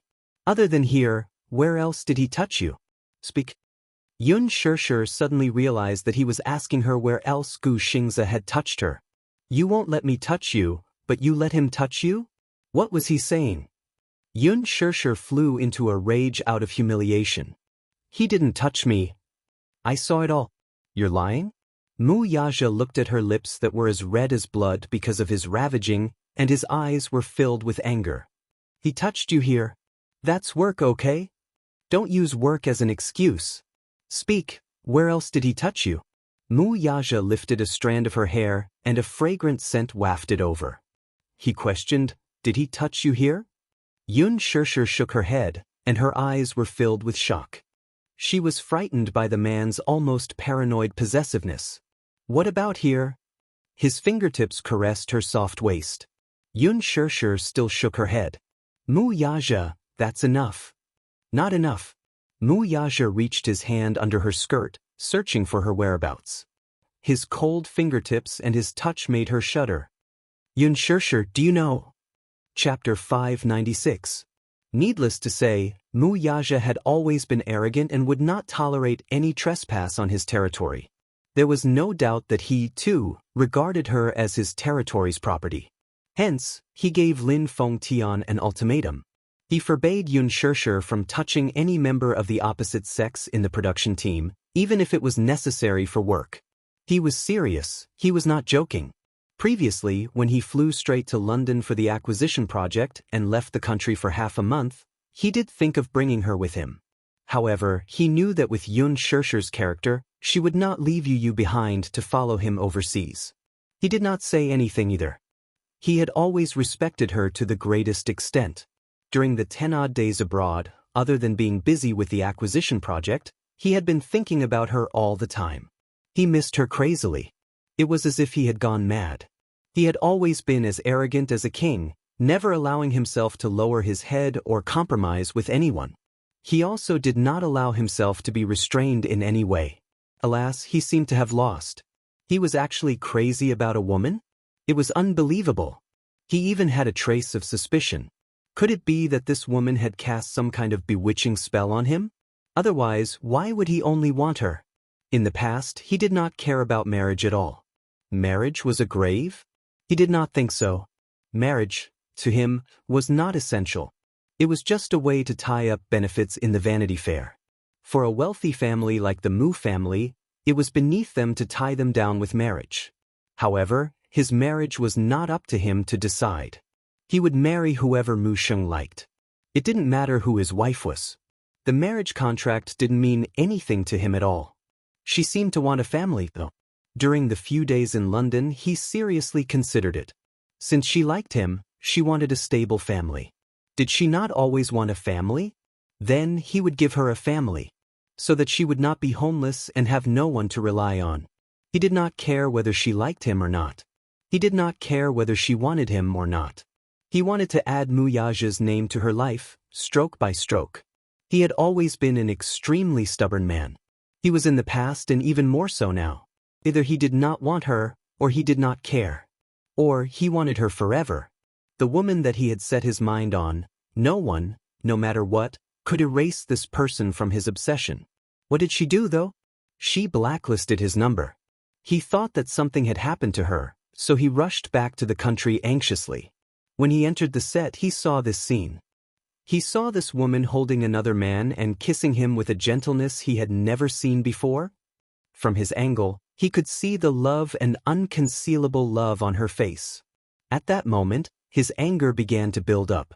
Even if this was just an act, he was so jealous that he wanted nothing more than to tear Gu Xingzi to shreds. But this woman defended him again and again.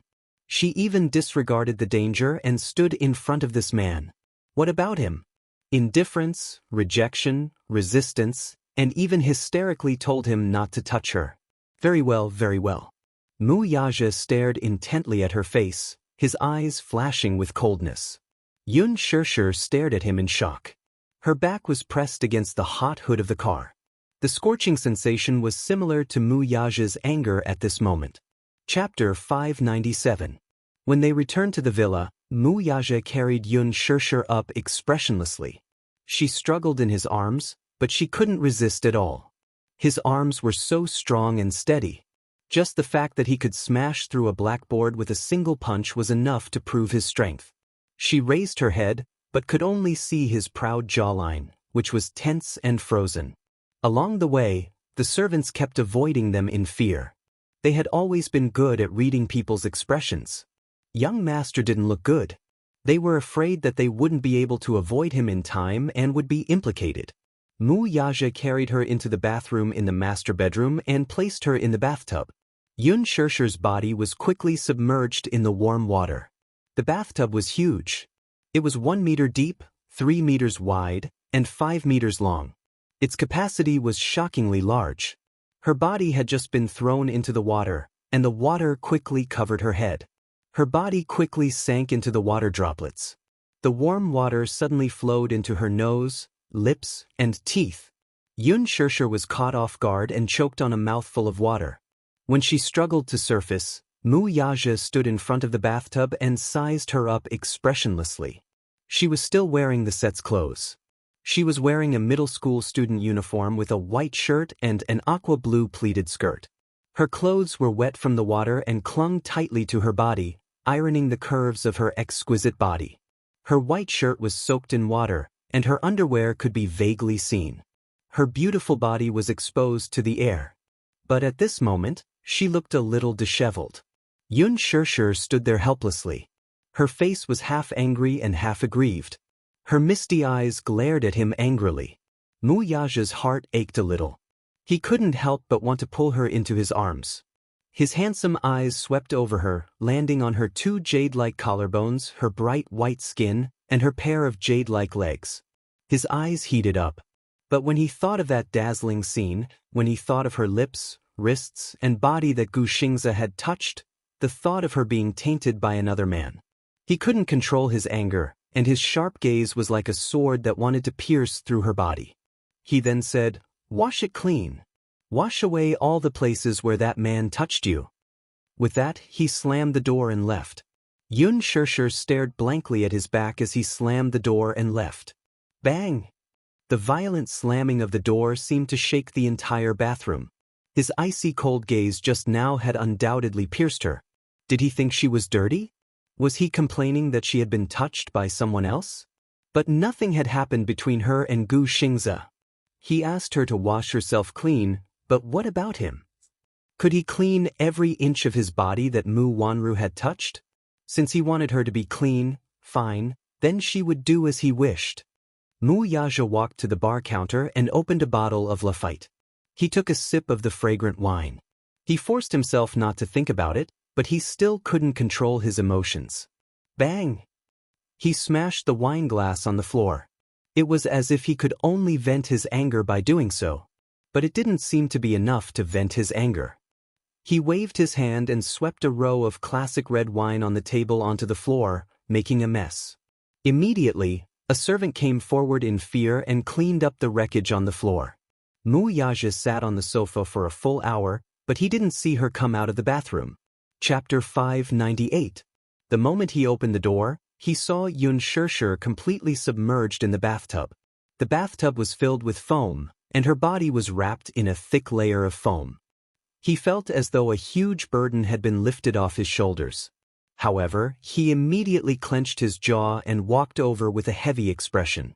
"Have you washed yourself clean?" Yun Shirshir only cared about lowering her head and scrubbing her body vigorously. Her face was numb, and he didn't know how long she had been scrubbing like this. She used all her strength every time she scrubbed, as though she couldn't wait to scrape off a layer of skin. She acted as though she hadn't heard his question, as though she hadn't heard him at all. This woman was clearly angry with him. Her heart was clearly cold to him. Mu Yaja bent over with a gloomy expression and brushed away the layer of foam. However, his gaze turned cold. He saw that under the foam, her originally fair and flawless skin was now filled with a glaring dark red.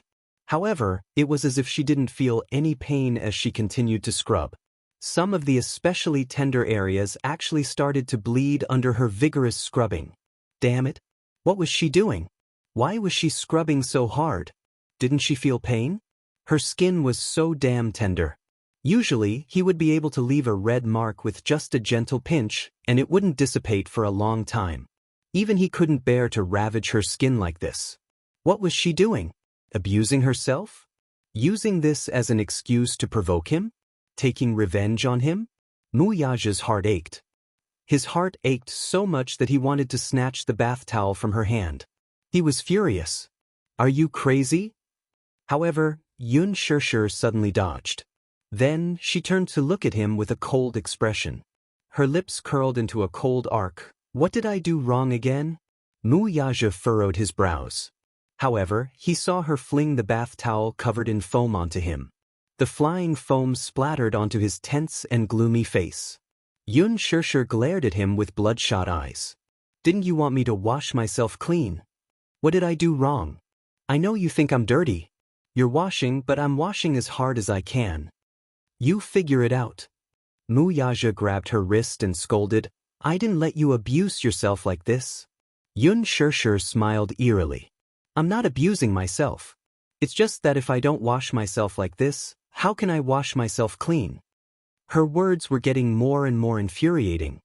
He warned her not to try to provoke her. But what about him? Wasn't every word he said trying to infuriate her? Stab her? Humiliate her? She despised every part of him that Mu Wanru had touched. Would he wash it clean? Yun Shirshir rubbed more body wash. The bottle of body wash, which was originally full, was now empty. Since he wanted her to wash herself clean, she naturally had to make herself clean. Mu Yaja frowned and was filled with anger by her. At the moment, He had to endure it and picked up the bath towel to wipe her body. However, Yun Shishir pushed him away fiercely. "Don't touch me." Mu Yage's face darkened. However, he saw her glaring at him fiercely. Every inch of his body was filled with disgust.